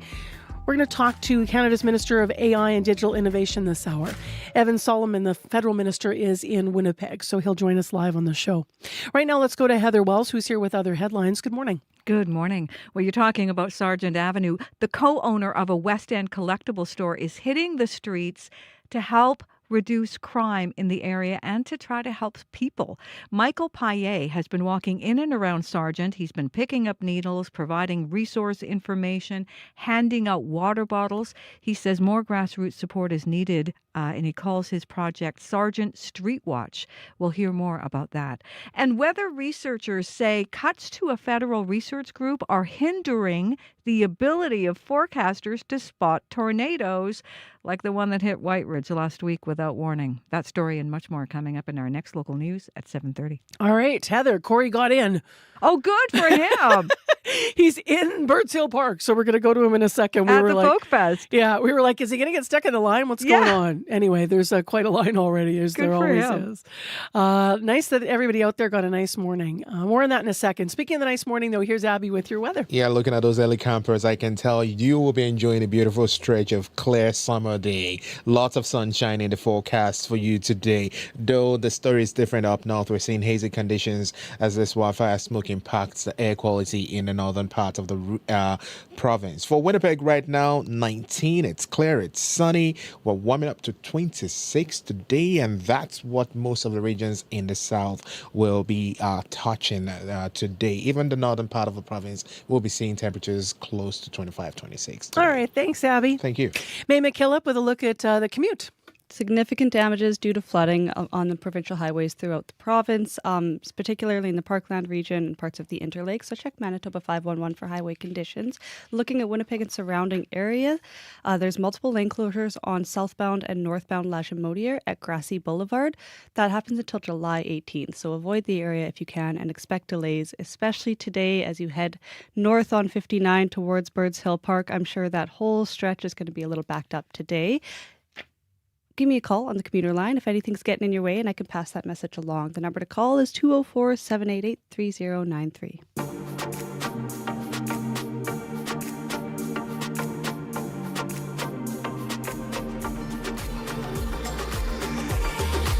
Well, May mentioned Highway 59 being backed up, and that is because people are getting into the park. Birds Hill Park, that is, for the Folk Festival. Camping opens today. Corey Funk is out in a field in the park with a whole bunch of people behind him that we can see on VMix and with a special guest. Hi, Corey. Hello. Yes, I'm here with Kelly Adams, and she has the honor of being the first one in line here. Kelly, how long have you been here for? I got here at 10 p.m. last night. Right. And that's good. So the festival doesn't start officially till tomorrow, but camping opens today, the campground. So your duty, because your family's been doing this for a long time, and you are the one who I'm like the one that goes to the campsite and lays down tarps so that everybody else who's in line right now can get there and put their tents up without us trying to fight off the spots. Right. So I'm the first one. Yeah. First leg of the tour. Right. And I mean, and you had to come here at 10 p.m. because if you look behind us, if you're watching on YouTube right now, you can see that this is behind you is just the people who biked. Oh, you walked in, actually? Yes, I walked in, but normally I bike. Right. Yeah. Okay. And so if you're looking there, behind us is probably a line of about, I'm going to say hundreds. It's hard to count, but it's been growing even since I got here too. It opens at 8, so action's about to get crazy right now. What's your strategy? Because you got this down to a science because you've been coming here since the 70s, right? Yes. So the strategy is to get a bunch of people together. First person stands in line to get into the campsite, and then we have cars in line to bring the stuff at a decent time so that we can put our tents up before it gets too hot. And then we have another group bringing the tail end. They're bringing the food. Okay. Wow. So you've been doing this in the 70s. Tell me a little about what, that first year you've done it and why you've been coming back ever since. It's just such a special festival. It's very family oriented. My parents brought us when we were young kids and we would hang out in the children's area, and it's like a festival in itself. It has lots of things for kids to do, face painting and arts and crafts, and they have musicians. So my parents could bring us here, a safe place, a safe festival where they could just wander off for a little while, and or just watch from a distance. And you don't have to worry about your kids. You don't have to worry about crazy people over drinking and stuff like that. You don't see that at the festival. Everybody is super polite and friendly, and they take care of each other. So it's such a special festival. It just brings us back every year. My family, my parents, my dad's in his 80s. He's been to all the festivals except one. Incredible. And he even came one year after he got his pacemaker put in. He had just gotten out of the hospital and he said, okay, let's go. I'm just gonna go to see the slow music. Yeah. Well, and like he took it easy that day, but like he literally left the hospital to come to Folk Fest. That's amazing. Do you have a favorite Folk Fest memory? Oh my God, there's so many. But there was one time I remember when I was younger, we were allowed to dance through the tarps and make long trains. So I remember I was just maybe like 6 or 7, and we were dancing through the tarps when we were kids. And there was like probably 300 people on this train going through the tarps. Right. They don't let you do that anymore. There's a lot more rules now. But yeah, that was like one of my favorite memories of the festival, is just meeting other people and doing fun stuff like that, dancing and just having fun. And this year, what are you looking forward to the most? Ken Pomeroy, really excited to see. Monsters and Men, I've seen them before, but excited about them. Jesse Well, oh my God, there's so many. I'm just really excited to see my friends that I see at Folk Fest every year too.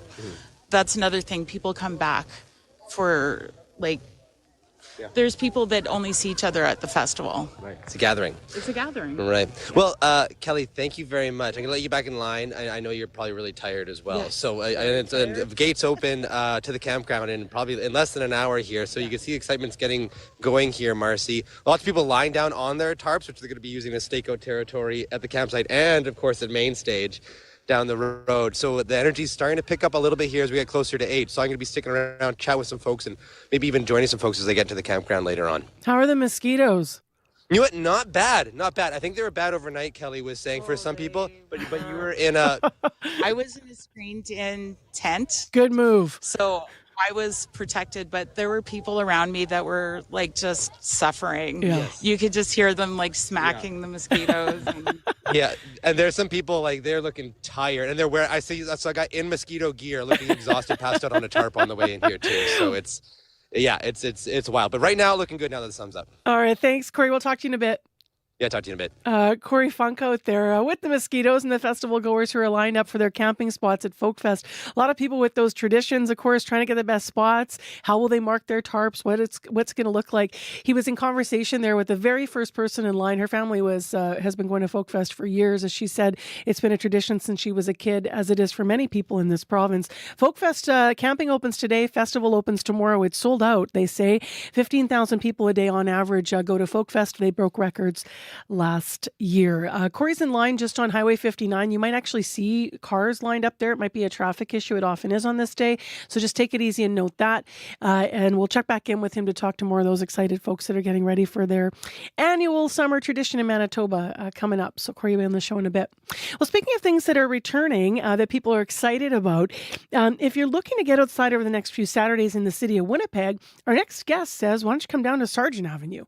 Joe Cornelson's in studio, the executive director of the West End Biz. They're having Saturdays on Sargent. It's their neighborhood block parties, and their first one is happening this weekend, and Joe's in studio. Hi. Hey, good to see you, Marcy. Yeah, nice to have you here, Joe. So when's the last time you guys held these block parties in the West End? You know, the last time was 2023. Yeah. So it's been a few years, and no, we're thrilled to bring them back. What's the importance of bringing them back beyond it's fun? You know what I mean? What's the importance to the community? Well, you know, I think that lots of people in Winnipeg love to get outside the city in the summers. Obviously, we're just talking about folks getting out to Folk Fest, and certainly I love Folk Fest myself. But, for those that are hanging around in the city, we want to put something on that's, fun, vibrant, that, can really, turn a staycation into something a little more fun in the city of Winnipeg. What kinds of things are you doing this year on Sargent? So this year we're going to have performances all down the street. So there's going to be a performance at Sargent in Furby, at Sargent in Maryland, and then over at Sargent.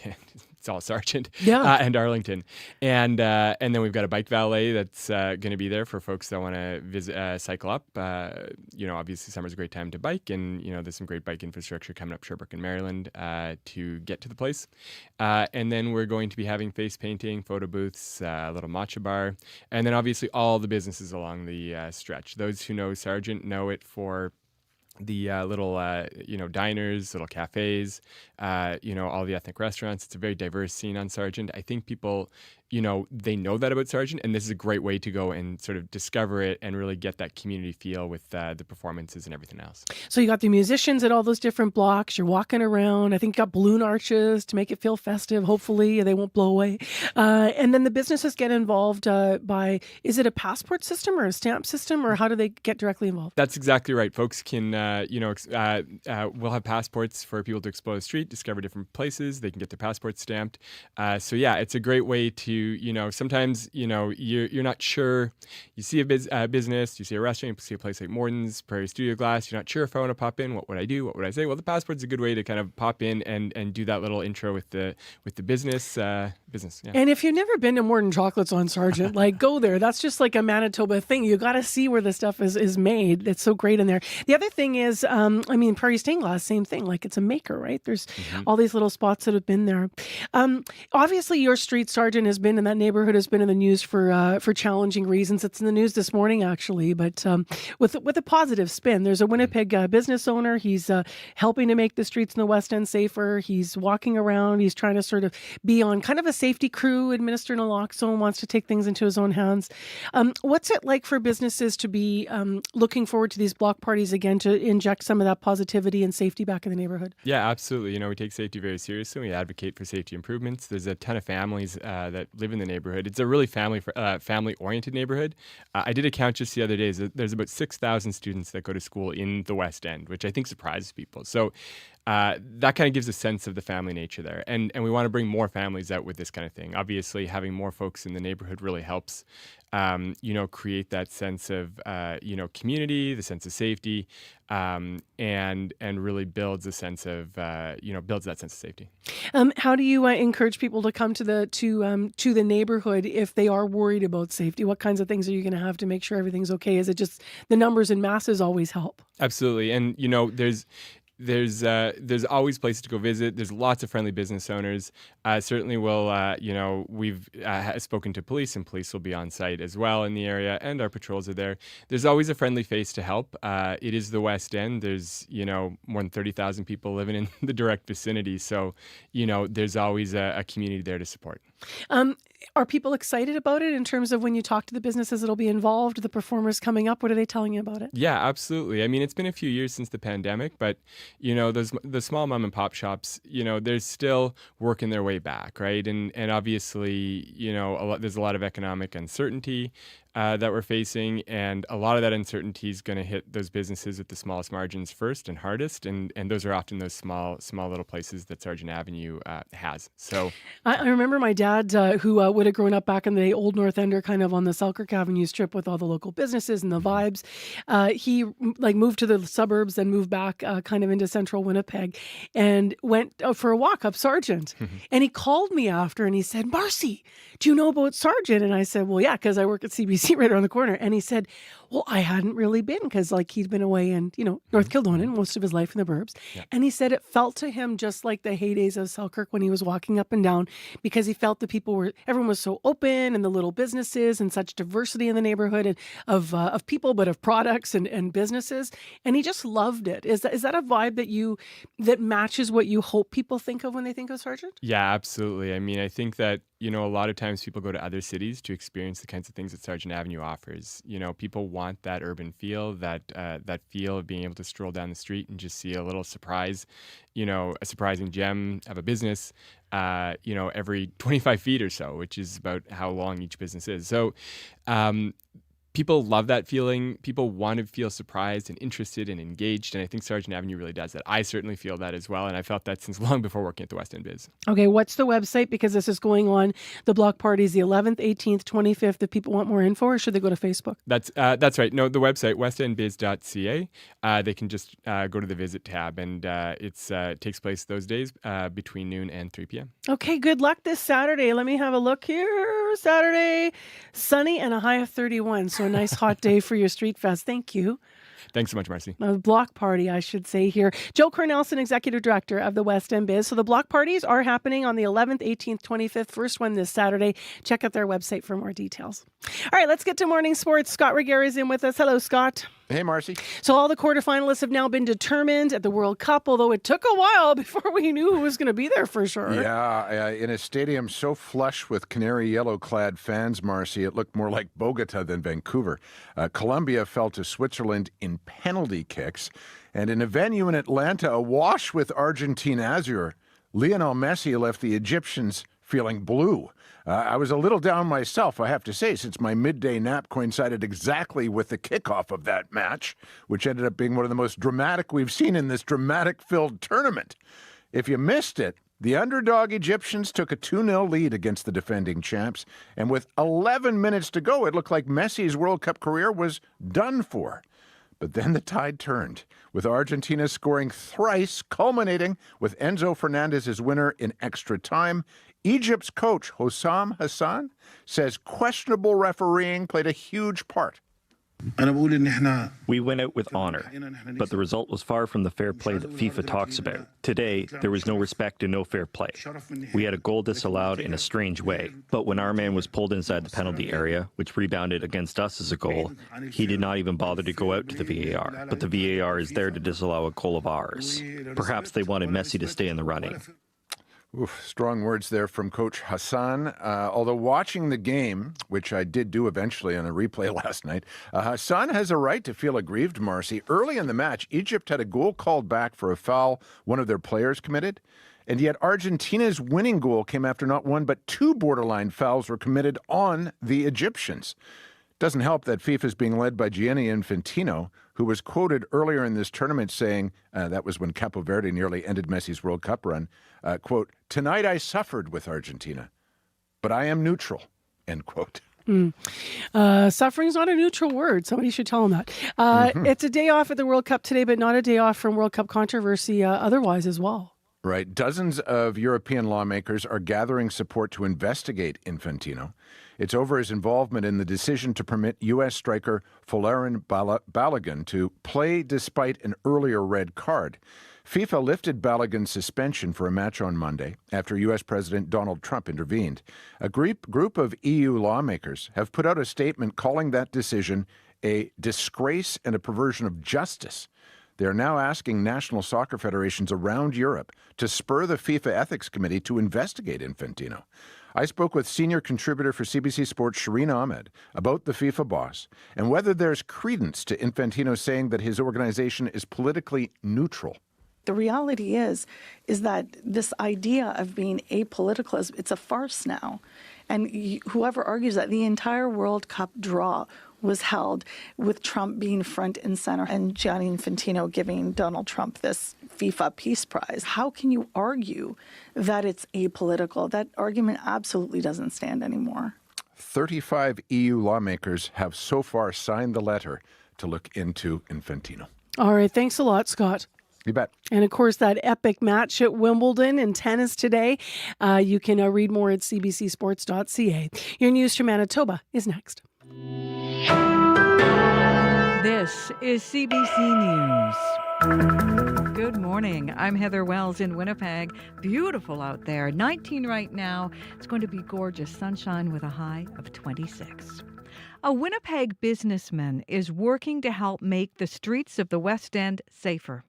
Michael Paillet is a co-owner of a collectibles store on Sargent. For the last 6 weeks, he has been administering naloxone, picking up needles, and handing out water bottles. Paillet is working as a crew of one right now, but hopes others join his patrol. It is something that we do need, that community aspect. I'm not out here to enforce the law. I'm not out here to judge anyone. I'm out here to help the people who need to be helped.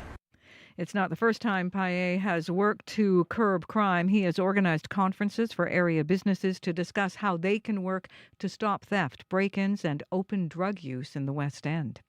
Some Winnipeggers wonder why they didn't receive any alerts on their phones last week after waking up to damaged homes, downed trees, and shingles littered throughout the streets.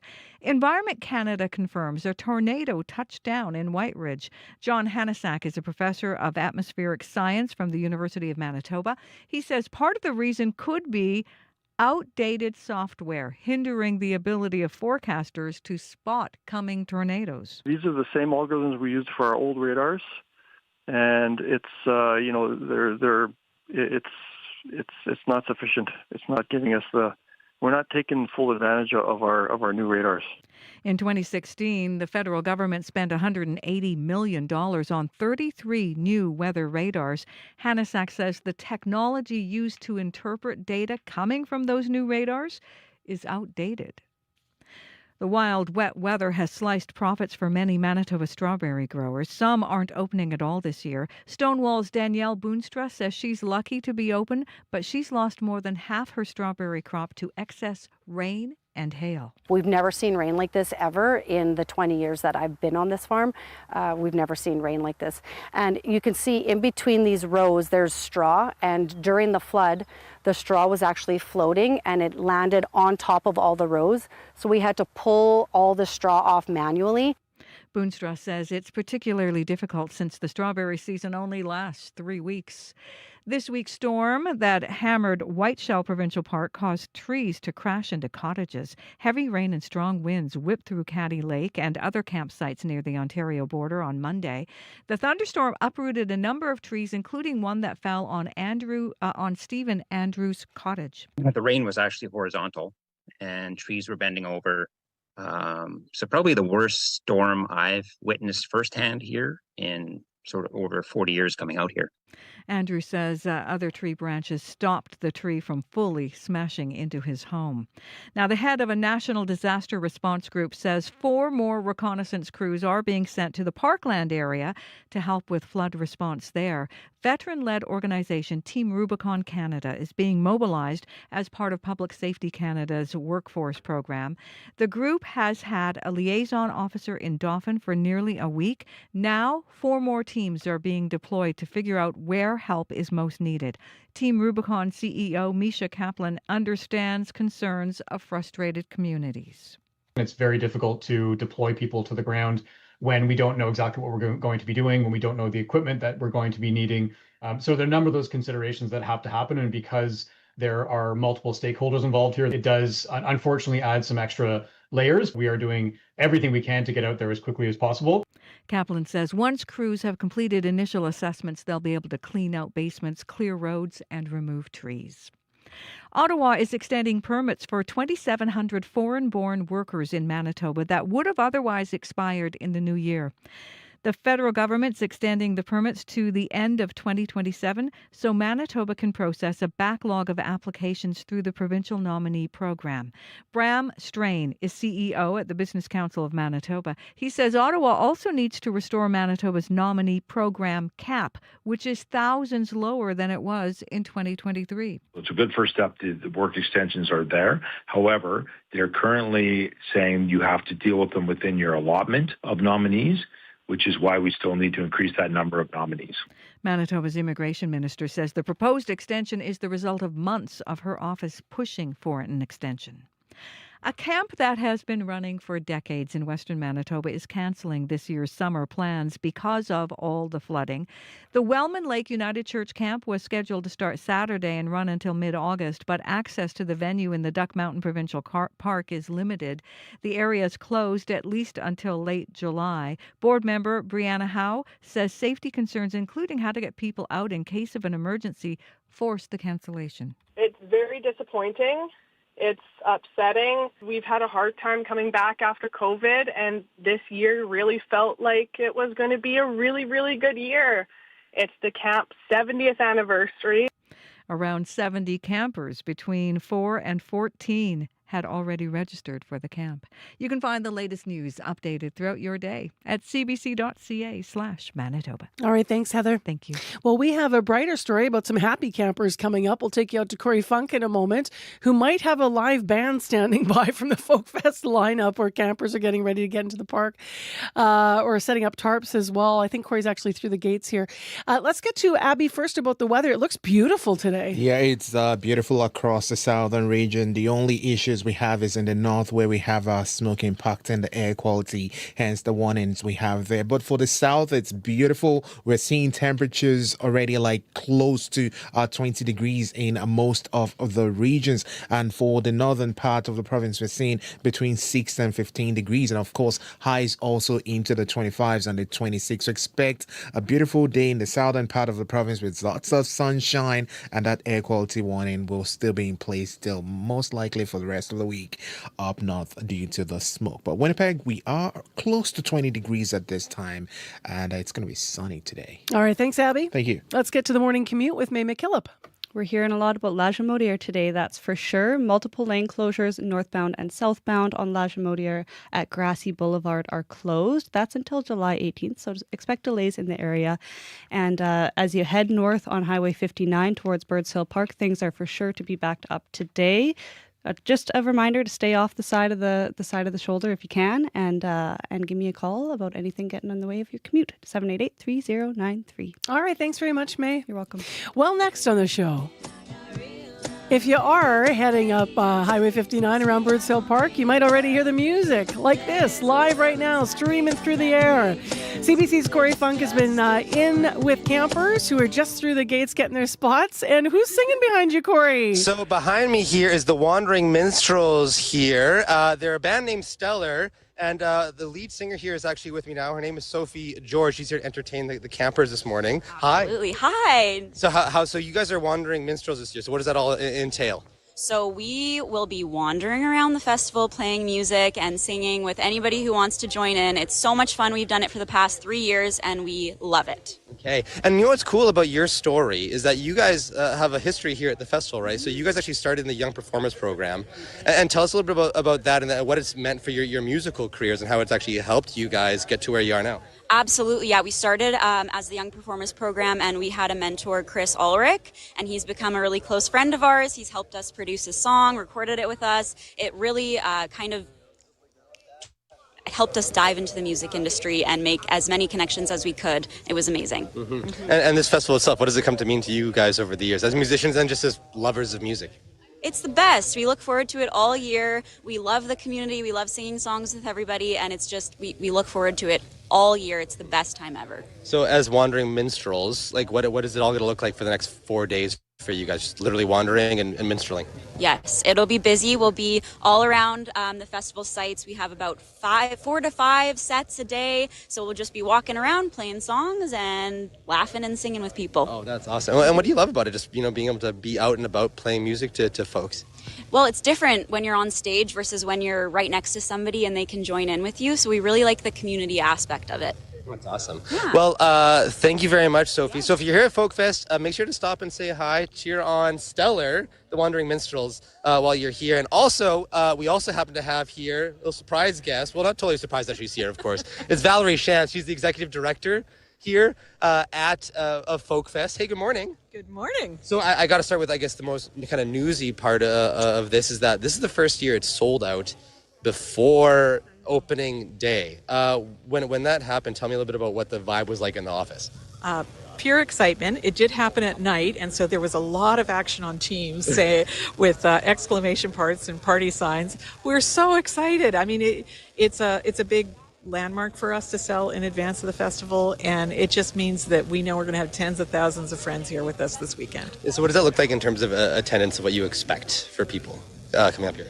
It's about 80,000 is our site capacity, so about 60,000 of that are paid tickets. So it takes about 5,000 people a day to put on this festival between performers and volunteers and staff and contractors and vendors. So about 15,000 paid people every day, and so it's going to be exciting. Okay. And for yourself, just to be able to be part of this, because you've actually been coming to Folk Fest for a long time, to tell me about your Folk Fest resume, if you will. Oh, well, I got to give you my bona fides, do I? Well, so apparently I was at the first folk festival. Of course, I don't remember, but my parents have told me that I was at the first folk festival, which is great. And I have been coming, much of my adulthood, every single year. I was a diehard quiet camper. And strangely enough, although I worked in the events business, I never volunteered here. And so when I took over as ED, I was really leaping the fence and seeing it from a whole other perspective. And I'm here to tell you the organization is as nice as you would hope it would be. And what are you looking forward to the most about this Folk Fest in particular? Anything new or special about this year's Folk Fest? You know, it's really about coming home again. Last year was our 50th, and we had a lot of special celebrations. This year, we really focused on pushing forward with the lineup and thinking about our future. And I think, you know, every year we are presenting all sorts of music so that folks can discover new bands, discover new artists, and that's an every year thing, but particularly this year. Well, Valerie, thanks so much. Let you get back to work, and thanks for joining us this morning, and all the best for this year's Folk Fest. Thank you. Happy Folk Fest. Thank you. Well, Marcy, so that is Valerie Shantz, Executive Director of the Winnipeg Folk Festival, and after 8 o'clock now is when the campground gates are open. So the festival actually doesn't start till tomorrow. No official music till tomorrow, but the campground opens shortly here in about 15 minutes or so, and this is all just the bikers who biked here. And there's a whole bunch of cars way over there. So I'm going to join one of these folks after 8 as they try to stake out territory in the campground, because it is a bit of a free-for-all. So that's my next plan here. I'm going to track someone down. Okay, you have to find out what people's strategies are, because a lot of people mark their tarps or they dress up zany or to try to be spotted. That's a huge line. It's just right through the field behind you in Birds Hill. Yeah, and just I'm guessing curving about around. maybe this is like a rough estimate, like 400, 500 people. It's gotten so long. It's almost at the road here. It's wild. Well, beautiful weather for it. All right, thanks, Corey. Thanks, Marcy. Corey's going to wander after those wandering minstrels. Lovely to have a little live music this morning already, even though the music won't start for Folk Fest until tomorrow when the festival, as Corey said, officially starts. Campers lining up to get ready and get in, and we'll check back in with Corey after 8 o'clock to find out more about the fun. In the meantime, if you do happen to have a ticket to Folk Fest, which, as we mentioned, is sold out this year, then you're going to be checking out Fontaine and Friends on the main stage. Here's Fontaine with Home Right Here.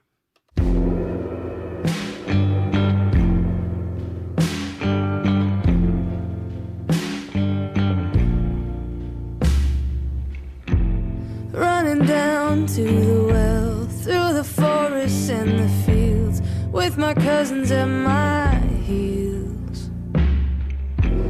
In the garden with my mom, pulling weeds all day long, picking sweetgrass from the lawn.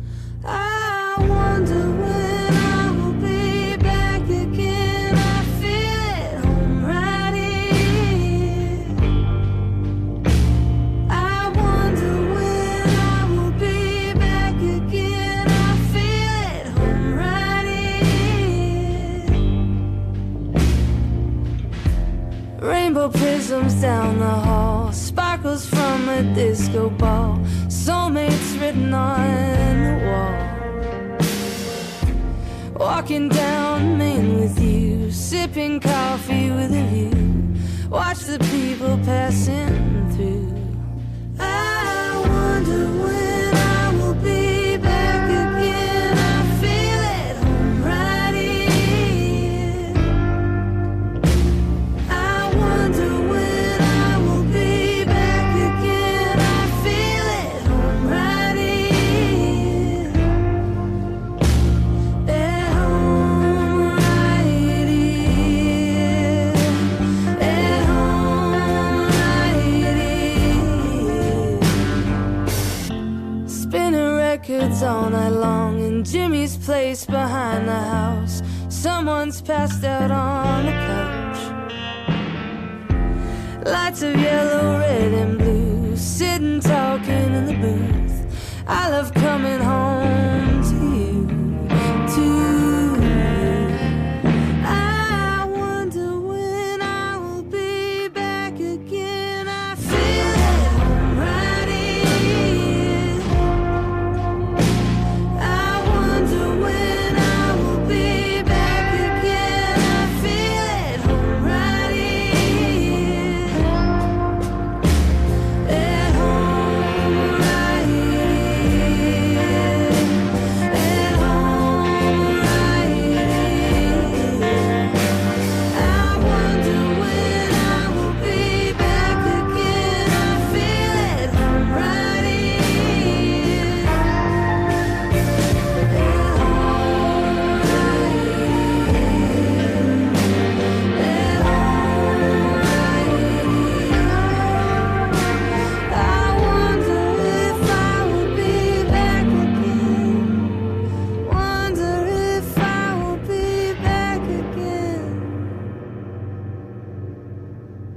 nothing really like coming home, right? That is Fontaine. The tune is Home Right Here. Her home is Winnipeg, and she is playing Folk Fest tomorrow night.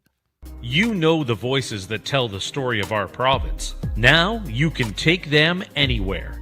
From the essential start to your day on information radio to the conversations that define our lunch hour on Radio Noon and the pulse of the city on Up to Speed, your local connection is always within reach. Just open the CBC News app, tap the local drop-down, and hit play. Your favorite voices, your province, right in your pocket. Download the CBC News app today, your daily rhythm, live and local. Well, due to fires in northern Manitoba, air quality is still an issue today. In fact, it's expanded beyond the area yesterday where there were concerns about wildfire smoke and your health, and that is across much of the area. So the Paw, Flin Flon, Norway House, Thompson, Lynn Lake, and Tadouli today being warned about air quality due to wildfire smoke. So be careful if you're up in those areas. When it comes to flooding today, you want to watch around what's happening with your commute. So check 511 certainly in your local pages for any washouts.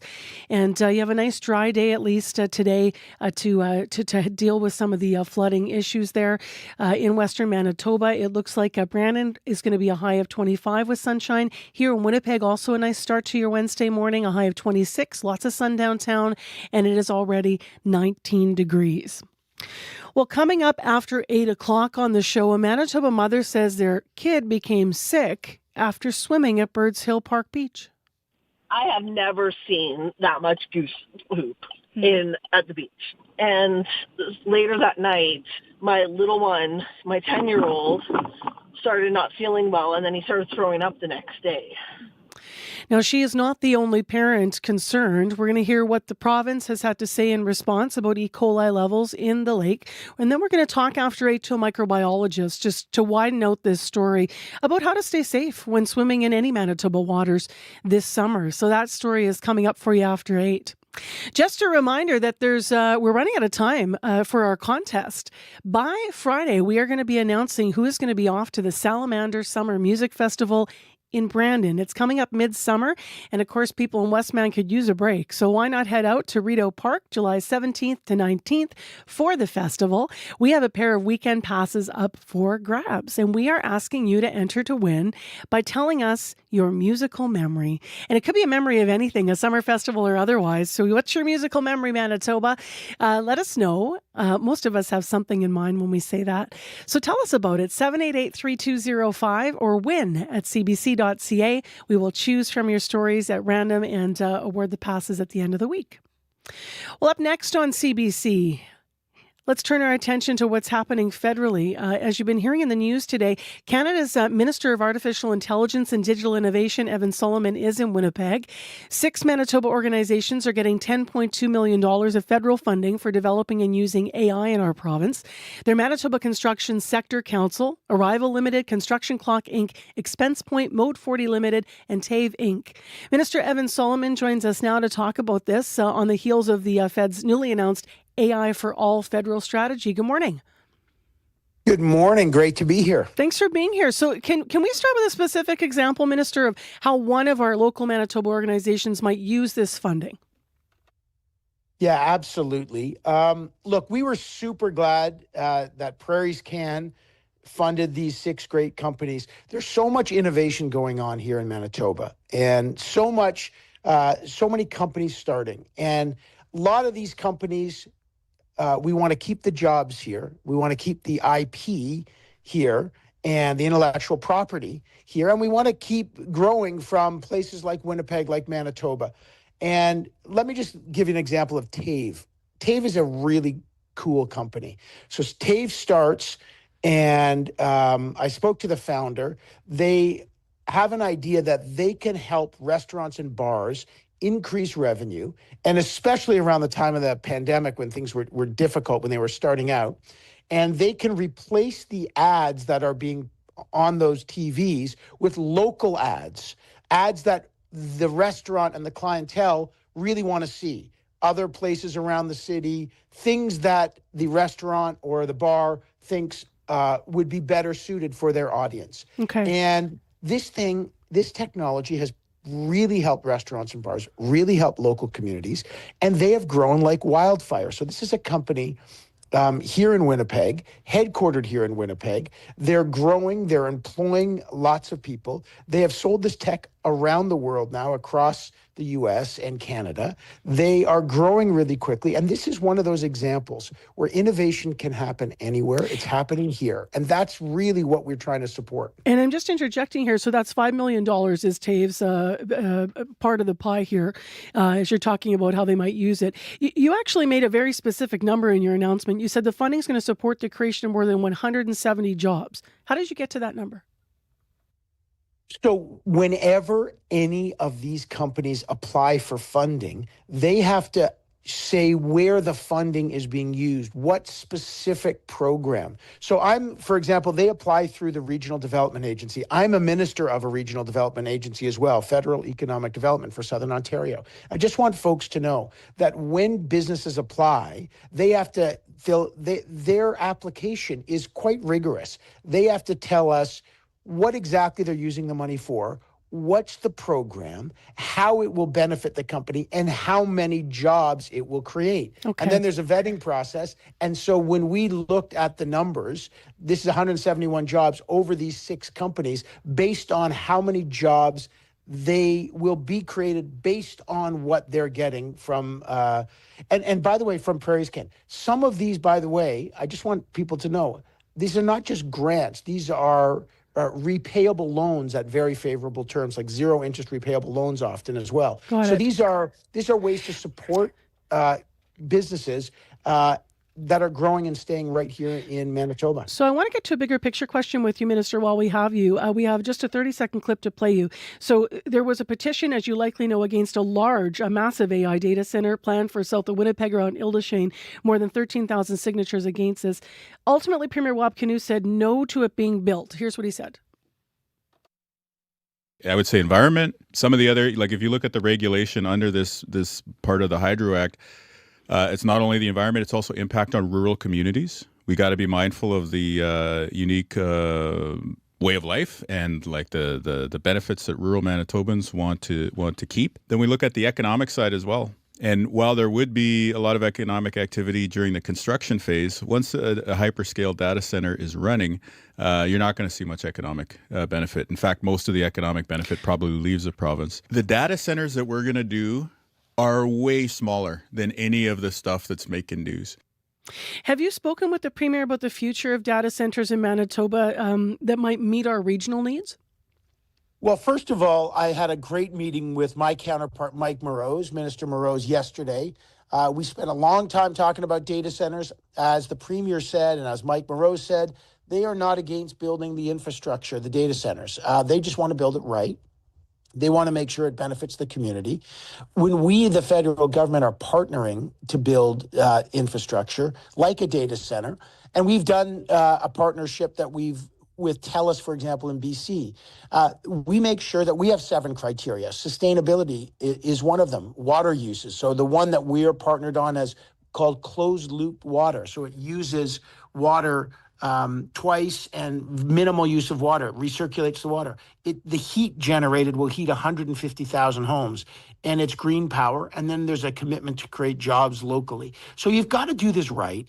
We want to build right. But let me just say this. And I know Manitoba wants to do this, and I had a really productive conversation with Mike Morose yesterday. But I want you to, and our listeners here to realize there's 3 questions we've got to ask about the future, in my view.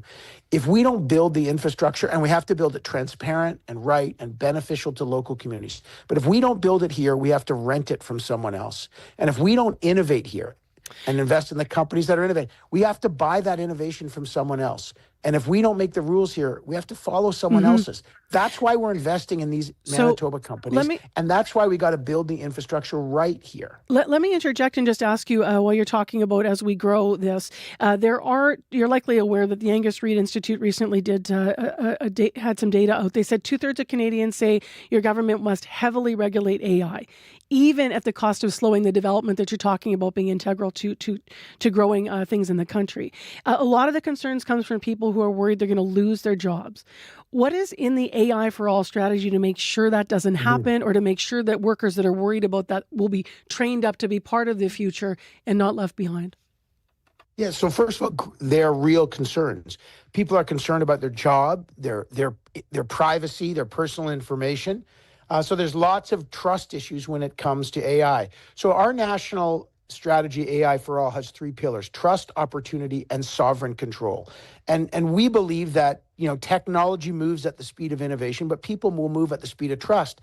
They don't want to use it if they don't trust it. So on the trust element, which is the first key pillar, we have tabled legislation to renew our privacy laws. And what will that do?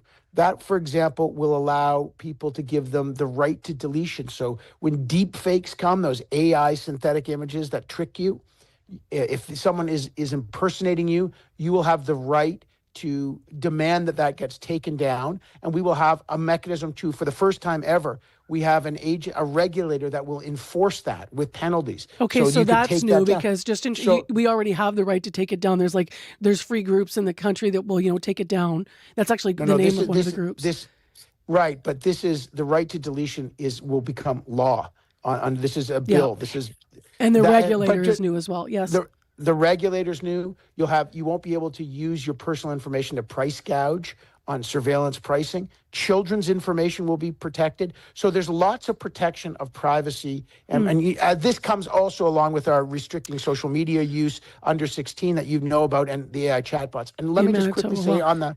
Very quick. We're pushing national news, Minister, so very quick. Okay. We are creating jobs and skills training, a free AI literacy course for every single Canadian, 90,000 new jobs just for young people that we're paying for. So the jobs question is core to our strategy, and I thank you for asking about it. Thank you for being here and in Winnipeg, and appreciate your time on CBC. Thank you so much. Evan Solomon live, the Federal Minister of Artificial Intelligence and Digital Innovation with us. Let's go to the news headlines.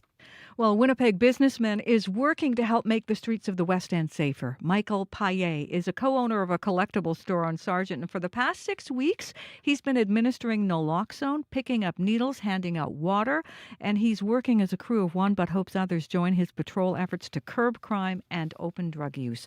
I'll be back with more Manitoba news coming up at 8:30. Beautiful day to line up for Folk Fest. That's where Corey Funk is in Birds Hill Park. We'll talk to him after 8. Mainly sunny 19, heading for a high of 26 today. Also, after 8 o'clock on this show, we're going to hear from some parents' concerns when their kids got sick after swimming locally around E. coli exposure. So stay tuned. It's all coming up.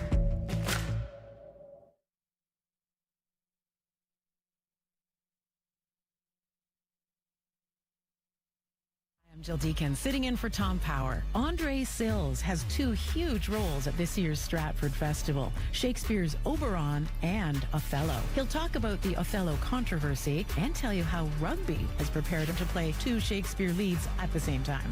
What I'm feeling afterwards is the adrenaline crash. Q, this morning at 10:30 in Newfoundland, and on CBC Listen, or wherever you get your podcasts. The CBC News is next. Coming up in half an hour, it's The Current. I'm Catherine Cullen. Do you procrastinate? Most of us do at times, but it turns out 20% of people are chronic procrastinators, meaning they habitually, intentionally, and irrationally delay a target task. We'll talk about why that happens and what can be done about it coming up on The Current. This is World Report. Good morning. I'm Marcia Young. Prime Minister Mark Carney is backing the latest U.S. strikes on Iran. Carney is attending the NATO summit in Ankara, Turkey. He's calling Washington's response appropriate in light of Iran's ceasefire violations. U.S. President Donald Trump continues to criticize NATO for not joining the U.S. and Israel in the war. The CBC's Murray Brewster is traveling with the Prime Minister. Iran had been acting irresponsibly, attacking Saudi and Qatari targets particularly. Prime Minister Mark Carney on the more than 80 American airstrikes on Iranian targets. There has been a response as appropriate. We look to de-escalation of hostilities. The U.S. Central Command says the strikes were in response to attacks on 3 oil tankers in the Strait of Hormuz. Iran's Islamic Revolutionary Guard says it has also responded with attacks on U.S. military targets in Bahrain and Kuwait. Going into the Ankara summit, U.S. President Donald Trump railed against Iran, suggesting the ceasefire was over. He also renewed his criticism of non-NATO involvement. Carney says he's reminded Trump that the alliance is a defensive alliance. NATO Secretary General is Mark Rutte. Listen, we know that there is disappointment on the American side when it comes to Iran. That has to do with isolated cases. At the same time, we see up to 5,000 sorties from European bases. It's implementing all the bilateral basing agreements. Rutte says the topic of Iran will be discussed by NATO leaders behind closed doors. It's expected the leaders will call for Iran to keep the vital strait open and demand that freedom of navigation be respected. Murray Brewster, CBC News, Ankara, Turkey. Global oil prices are rising in response to the renewed violence in the Persian Gulf. The benchmark Brent crude is up more than 3%, hovering at just over $76 a barrel. That's the highest price in the last 2 weeks. At the height of the war on Iran, Brent crude had peaked at over $126, but prices had come down after Washington and Iran signed their memorandum of understanding last month. Russia and Ukraine traded long-range aerial strikes last night. Ukrainian drones struck an oil pumping station in Russia's Bashkortostan region. Russia struck civilian infrastructure in several Ukrainian cities.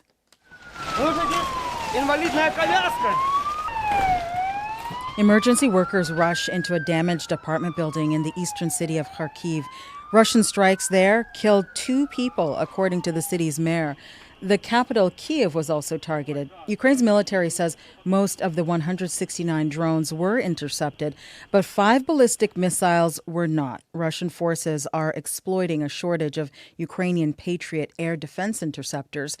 President Volodymyr Zelensky is at the NATO summit in Turkey asking for more weapons. Ukrainian drones will soon be manufactured in Canada. It's part of a partnership between a Ukrainian company and a Canadian firm. The CBC's Jennifer Yoon got access to a test flight. Play with zoom in, zoom out. The drone controller looks like a toy, an Xbox controller. But it's what allows Ukrainian forces to find Russian soldiers, supply lines, tanks with lethal effect. We're here today to showcase our capabilities to the government of Canada. Dmitry Piatrin is in rural Ontario, showing off what his drones can do. We're not disclosing where for security reasons.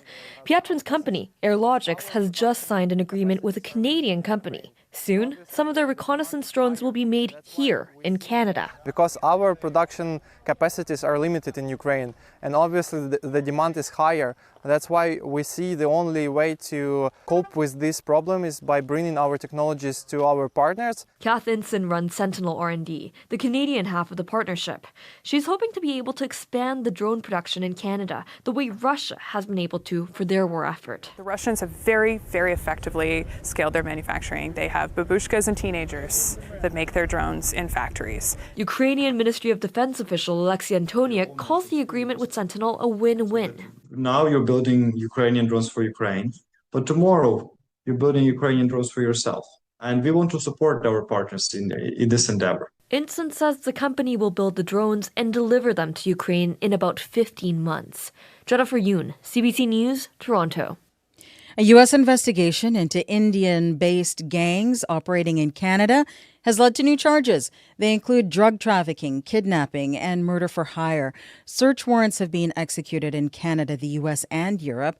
Newly unsealed court documents reveal that the head of the Bishnoi gang is alleged to have ordered the murder of a Sikh separatist leader in British Columbia. Mike Duham is the RCMP commissioner.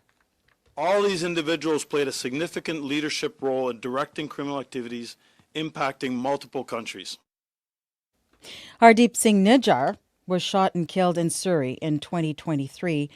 The RCMP alleged that imprisoned gang leader Lawrence Bishnoi ordered the assassination. The Indian government has also been accused of being involved in his death.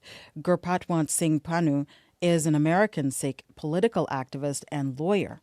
Bishnoi is sitting in a high security jail and having a high-tech access to the mobile phones and the apps which you cannot have without being a proxy of the Indian state government. The RCMP says there is no evidence to connect the Indian government to this latest investigation. The Bishnoi gang is considered a terrorist entity in Canada. Halifax police are investigating a hate-filled rant caught on camera. It happened at a Costco, and the CBC Selena Alders reports that it included racial slurs and threats. And a warning to our listeners, parts of this report are disturbing. So get the here, country motherfucker. A video circulating online shows a man shouting at two women wearing hijabs. They walk away, and a bystander intervenes. Then the man turns around and appears to hit the person recording the video. The recording continues, and the man yells death threats and racial slurs. Halifax police are now investigating what they say is an assault believed to be motivated by hate. Constable Martin Cromwell says they're asking for the public's help to identify the suspect. A white man, approximately 30 to 40 years of age, bald head. At the time of the incident, he was wearing a black t-shirt, jeans, and black shoes. Stephen Joe is with the National Council of Canadian Muslims. In the past month or so, we have been getting about one or two of these kinds of reports from community members across the country per day. According to Statistics Canada, Nova Scotia has seen a rise in the rate of police-reported hate crimes over the last several years. In 2024, it ranked second highest in the country.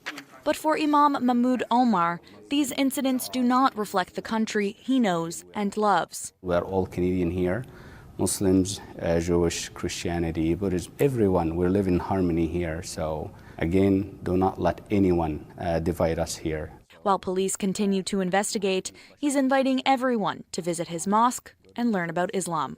Selena Alders, CBC News, Halifax. Thousands of firefighters are battling wildfires across parts of Europe. The flames are being propelled by Western Europe's third heat wave this year and fueled by dried out vegetation that grew up after an unusually wet spring. Inayat Singh has more on the firefighting efforts. Yeah, man. Firefighters battle flames in eastern Spain. Aircraft rush to control blazes in the French Pyrenees. Fire trucks race to make sure residents get out from approaching fires in central Italy. In France and Spain, the area burned is more than double the average for this time of year. Colonel Stéphane Clerc is the rescue operations commander in the French Pyrenees. He warns that the fires have already forced 12,000 people to flee and they're not under control. The wildfires follow record-breaking heat waves across Europe. Thousands of related deaths are still being counted, and the fingerprints of climate change are everywhere. The heat was virtually impossible without human-caused carbon emissions, according to the international scientific initiative World Weather Attribution. Things were made worse by an unusually wet spring which caused more vegetation to grow. Fuel for the fire. I think this is only the start. Julia Miller is a climate scientist at the Snow and Avalanche Research Center in Switzerland. With increasing hydroclimatic volatility, which describes the transitions from wet periods to dry periods, we kind of promote the conditions that fuel wildfires. The EU has sent firefighters from other countries to help those burning right now, but resources could be stretched as the wildfire season stretches into the fall. Inayat Singh, CBC News, Toronto. And that is the latest national and international news from World Report. News anytime, cbcnews.ca. I'm Marcia Young.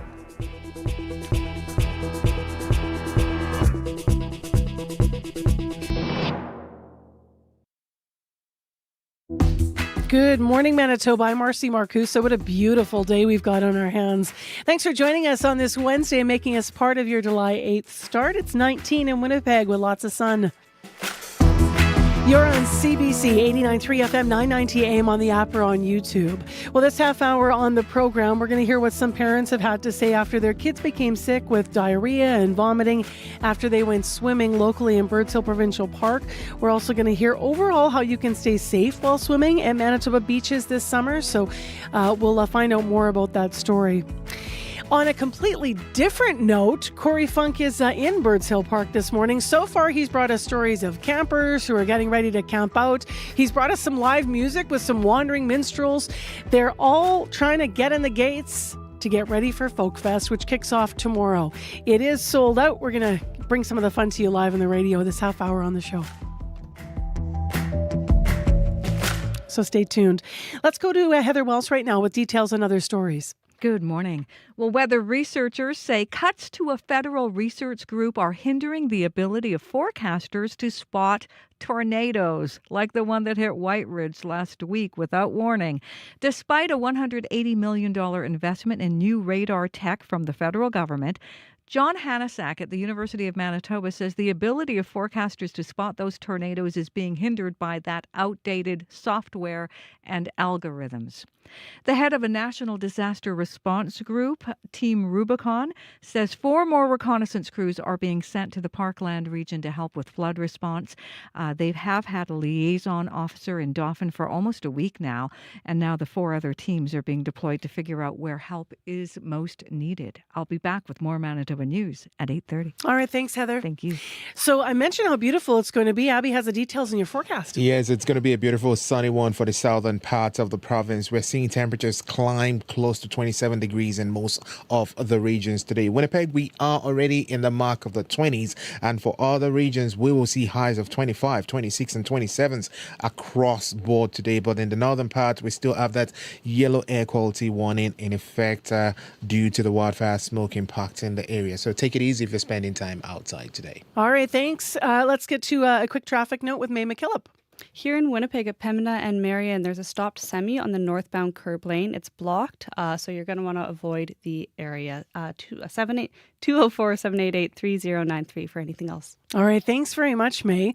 Well, I'll tell you where there is a lot of traffic. There's a lot of foot traffic inside Birds Hill Park right now, and also leading up to the gate with lineups of people as well. I believe we're going to go to Corey Funk, although I think we might have just lost him. We have. So you know what? That's all right, because we have plenty of programming. So let's go to our first guest this morning, and then we'll talk about Folk Fest fun coming up in a few minutes. Next on the show, though, as I alluded to, a Manitoba mother says her child got very sick after a recent day trip to Birds Hill Park. Laura Tolpa says she and her family went swimming on Sunday, this past Sunday, July 5th, and her 3-year-old showed signs of sickness the next day. She spoke with our CBC associate producer, Emily Enns. She had diarrhea a few times yesterday since the morning, so starting the morning of the 6th of July. And then by the evening, she was complaining of a sore stomach, and she started throwing up. We also have a 1-year-old, and we didn't have her face in the water or anything. We were just carrying her with us yesterday, but my 3-year-old was swimming, had her face in the water, and there was several times where she gulped the water down and was kind of choking, when she's putting her head underwater. So she definitely took a lot of water in. So that's why I'm assuming this is the source. But I never got it confirmed or anything with testing or anything like that. So it's just an assumption. So CBC also spoke with another parent whose child also fell ill after swimming at Birds Hill over the weekend. Ray Roller was at the same beach just 3 days earlier, in fact, and noticed a lot of bird excrement in the water. I noticed that there was an alarming amount of goose droppings right at the edge of the water and in the water, and kids were just running past it. There was adults right there too. And it was super gross. And later that night, my little one, my 10-year-old, started not feeling well, and then he started throwing up the next day. Now, both parents fear their children's illness may have been brought on by the water quality that day, although we need to reiterate the cause of their sickness has not been confirmed by a doctor. The province says it does regular testing of Manitoba lakes. Last Tuesday, in fact, at Birds Hill West Beach, E. coli levels were over 4 times the recommended safety amounts for swimming. The bacteria levels, though, did then go down significantly when the same water was tested 2 days later. Both Laura and Ray visited the beach after the province reported E. coli levels returned to safe swimming levels. We want to widen out the lens a bit and talk about water safety in Manitoba. It's that time of year. Richard Sparling's with us, microbiology professor at the University of Manitoba. He's here to talk about whether parents should be concerned about water safety at some of the popular provincial park beaches. Good morning to you. Good morning. So tell me a little bit about what you thought when you heard, the comment from a parent about high levels of goose droppings that they saw at Birds Hill Beach this weekend.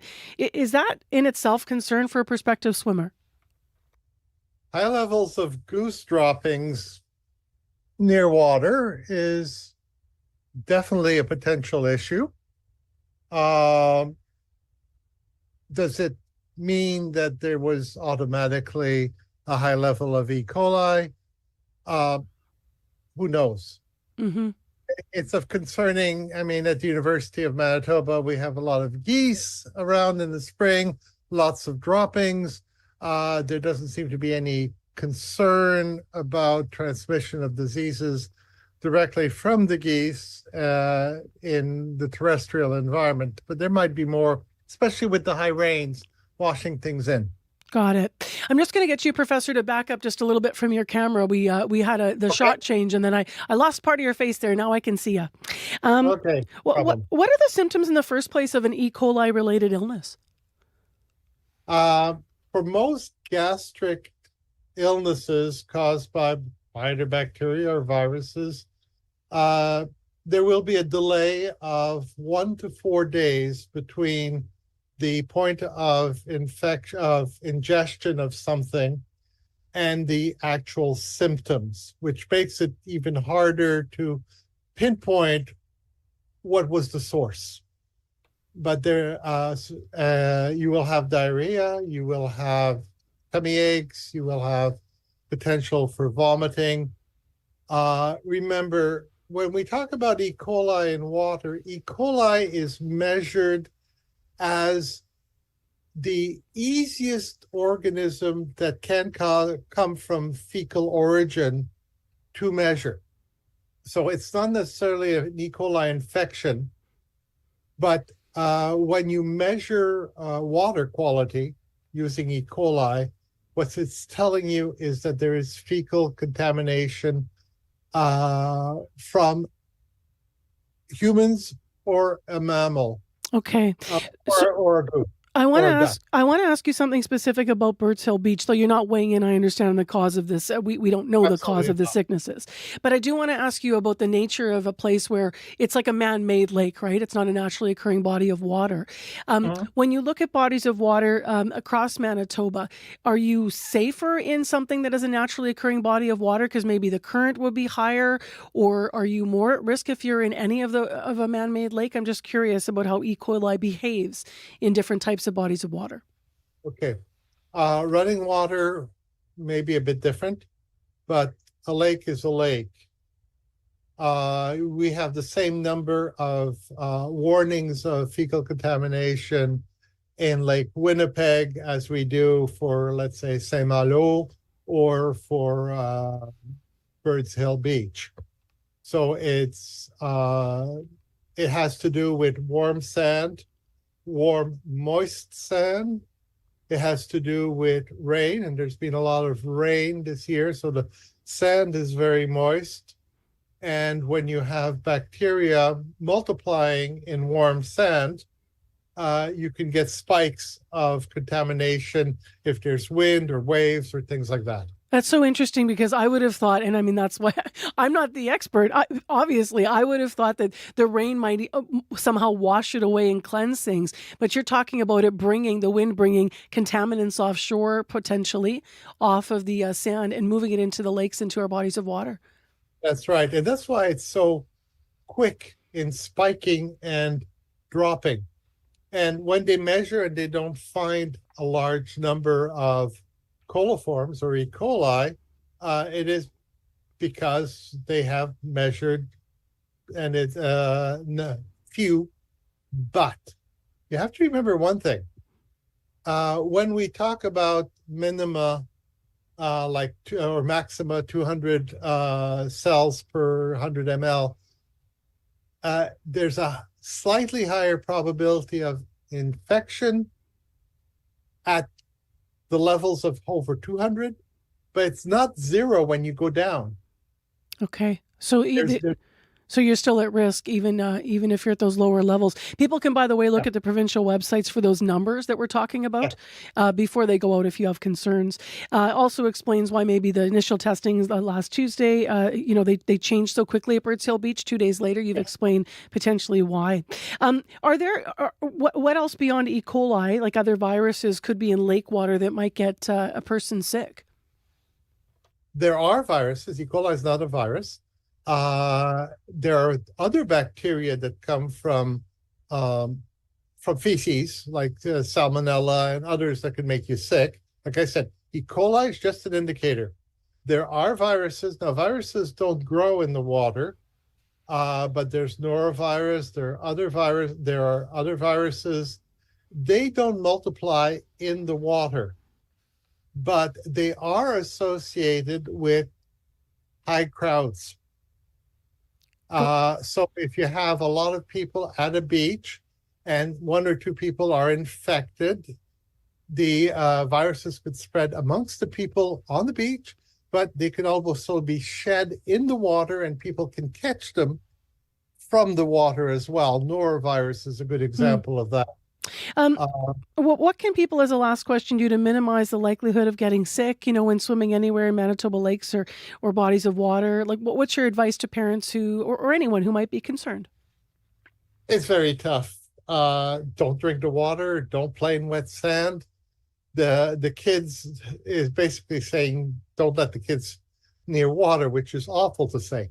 No.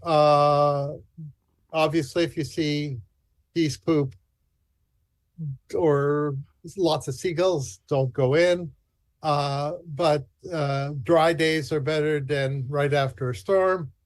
Avoid times when there are a lot of people. There are lots of other beach-related issues like warming up coolers and having the meat itself. I mean, for a barbecue, don't eat your medium raw burger after it sits in the sun by the beach. Yeah, lots of risks, unfortunately. So there are quite a few risks. Yeah, lots of things to keep in mind, though, to stay safe as well, including, of course, washing our hands. Thank you very much, Richard Sparling. Showering. Yeah, and showering after going to the water. Yeah, also very important when rinsing off, which it was surprising how many of us sometimes just go, I'm fine, I'll just get in the car. But thank you very much for your time. We really appreciate it. No problem. That is a Richard Sparling with some summertime advice out of a local story here.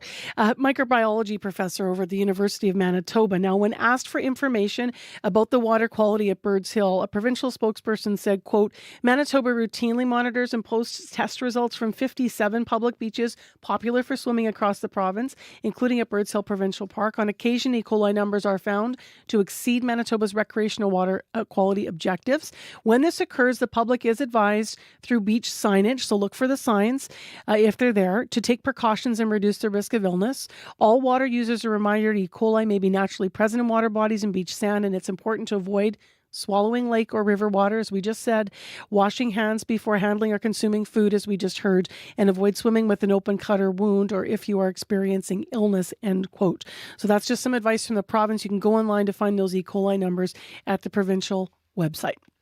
On the topics that matter, your voice should be heard. It looks like this is maybe a one-day blip when farmers across the province need hot and dry. Radio Noon is where you can voice your take. In general, it's harder to find a job even if you're educated. From 12:15 to 1 p.m., Radio Noon opens the phone lines on one important topic. When I was 5 or 6, my parents gave me seeds and helped me plant them. That was probably close to 70 years ago. And here I am still gardening. It just brings everyone together. Radio Noon's call-in segment, 204-780-0893. We want to hear from you weekdays on CBC. Air quality issues in the north today due to wildfire smoke. So the Paw, Flin Flon, Norway House, Thompson, Lynn Lake, into Dooley Lake. This is a wider spread area than yesterday with that air quality, so be aware. 20 degrees in Winnipeg, really sunny, nice, high of 26 degrees. And we hope we'll take you back to Birds Hill Park. We're not sure. The last time we saw Corey, he was literally with a lineup of hundreds of people and people on bikes, and they were all like running to get camp spots. So we've lost him for a sec. We'll see if we can get him back. Today's the day where people are looking for camp spots at the Winnipeg Folk Festival. The festival officially begins tomorrow. It is sold out this year. In the meantime, we have music from the Winnipeg Folk Fest, in case you're not going to get there, playing the Spruce Hollow stage on Sunday night. Here's Kelly Bado with Mama Hey. Mama, mama, mama, mama, hey. Mama, mama, mama, mama, hey. Elle était belle et souveraine, berceau de toute l'humanité. La brume caressait ses ailes comme un élan de liberté. Sa couronne, elle a échangé pour des morceaux de verre brisés. Tout un royaume dispersé, comment retrouver la paix? Encore, dites-moi que je n'ai pas tort de rêver. Encore, dites-moi que le meilleur est à venir.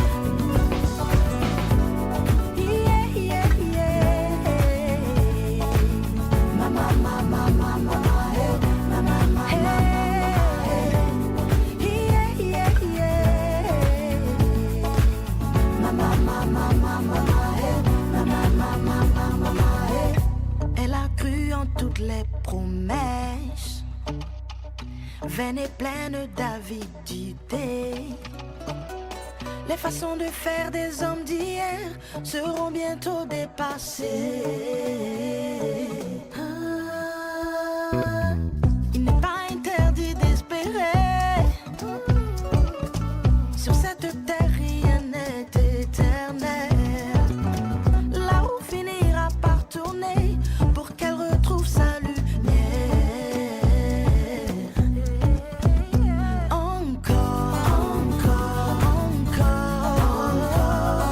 Dites-moi que je n'ai pas tort de rêver. Encore, dites-moi que le meilleur est à venir.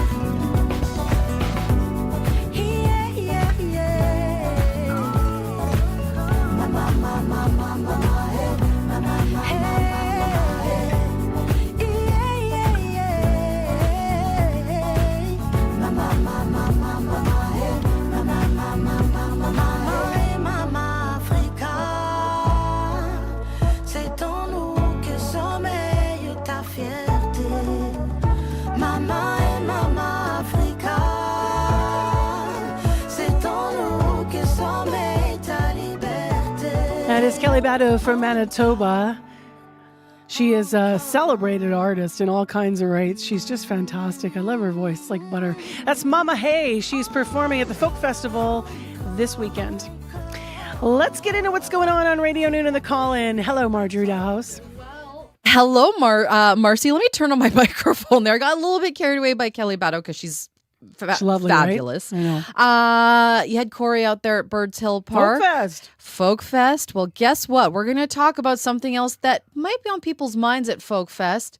Mosquitoes. The first question I asked him this morning, actually, I'm like, people were sleeping out there last night and they they didn't get any sleep because they were slapping them off. They were so bad. Oh my goodness. They were outside the park though, so hopefully it'll be better inside. Well, if you're at Folk Fest or anywhere outside this weekend, even working in my garden yesterday, I don't know if you can see, I have tons of mosquito bites. I've been scratching all over.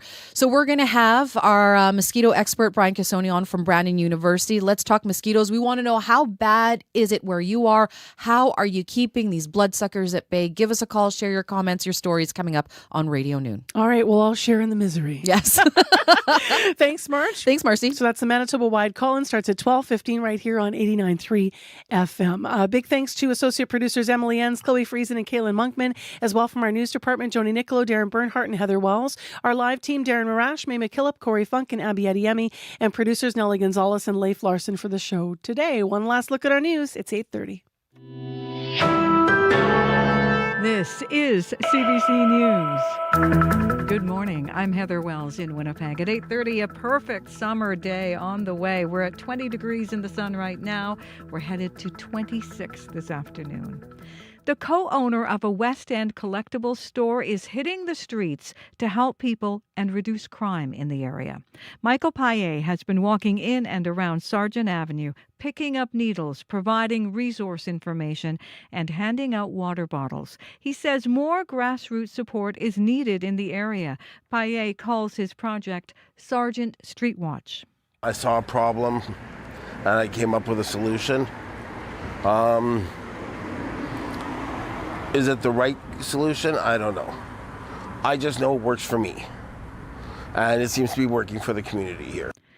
Paye says the area is dealing with break-ins, thefts, and open drug use. He hopes more people in the area get involved with his watch. Weather researchers say cuts to a federal research group are hindering the ability of forecasters to spot tornadoes, like the one that hit White Ridge last week without warning.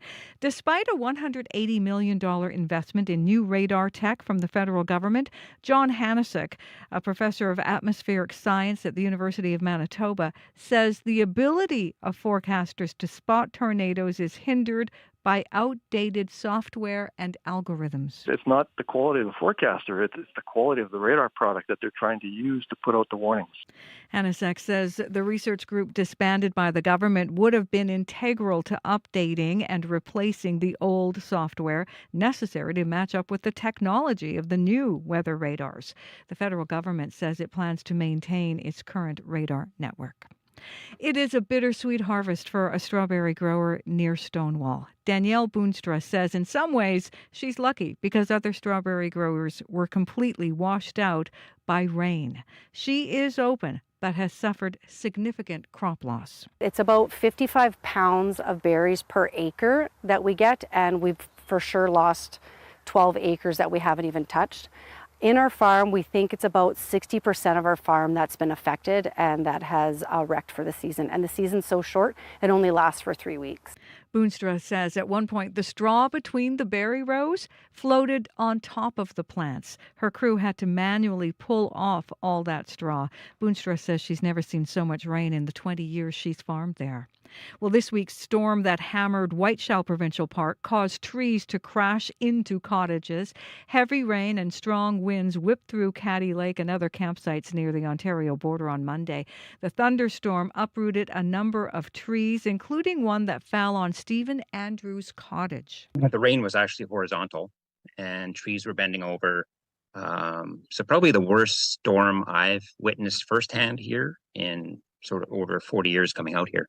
Environment Canada says while there were strong winds, no tornadoes have been confirmed. The head of a national disaster response group says they're doing everything they can to get out to flood-devastated areas in the parkland. Veteran-led organization Team Rubicon Canada is being mobilized as part of the federal government's humanitarian workforce. The group's CEO, Misha Kaplan, says a liaison officer arrived in Dauphin last week, and now 4 more reconnaissance crews are being deployed to assess where help is most needed. From there, people will be sent to help clear roads and remove trees. Heavy equipment crews as well as chainsaw crews we can send in to do that route clearance. It will likely be muckouts, which are helping people sort of get all the wrecked stuff out of their basements. We're currently doing damage assessments. So again, we're helping the province try to figure out what are the impacted areas, how impacted are they, and what mitigation requirements are needed to help those communities recover. According to the mayor of Swan River, a 10-person Rubicon team will arrive today. Ottawa is extending permits for 2,700 foreign-born workers in Manitoba, permits that would have otherwise expired in the new year. The federal government's extending the permits to the end of 2027 so Manitoba can process a backlog of applications through the provincial nominee program. Bram Strain is CEO of the Business Council of Manitoba. He says Ottawa also needs to restore Manitoba's nominee program cap, which is thousands lower than it was in 2023. It's a good first step. The work extensions are there. However, they're currently saying you have to deal with them within your allotment of nominees, which is why we still need to increase that number of nominees. Manitoba's immigration minister says the proposed extension is the result of months of her office pushing for that extension. You can find the latest news updated throughout the day. All you have to do is head to cbc.ca/Manitoba. Heather, we lost Corey in Oh, no. You lost him to the Folk Fest? He's not coming back? The last we saw him, he was out at Birds Hill Park with the campers trying to get in. He was running because I guess they were all there going to talk to him. And then I think they started running for camp spots. So he was like running with them. Oh, my goodness. And then his signal went dead. And then he was in a dead spot. And so he keeps popping up and down. And then apparently volunteers are like, shh, CBC's on site trying to get through the gate. Oh my gosh. So hopefully Corey's fine and not been arrested. Yeah, and, he's in custody somewhere. All right, take care. Thank you for the morning. Thank you. Corey's fine. So are the campers. It's going to be a beautiful day to set up there for the folk festival. Last look at what's happening in the commute this morning. First, let's start with May. Well, lots of foot traffic in Birds Hill Park. We know that. I did get a call from Anne-Marie, who gave just a friendly reminder to visit the small communities when you're traveling to events in the summer and spend your money there. Make a last gas stop at a gas station in a small town. Nice. I like that. And the food's usually good, too. There's some good burgers out there. Always. Gas station food should be a series. Abby, what's up? Plenty of sunshine in the forecast for the south. Temperatures hitting 27 today. The humidity close to 30.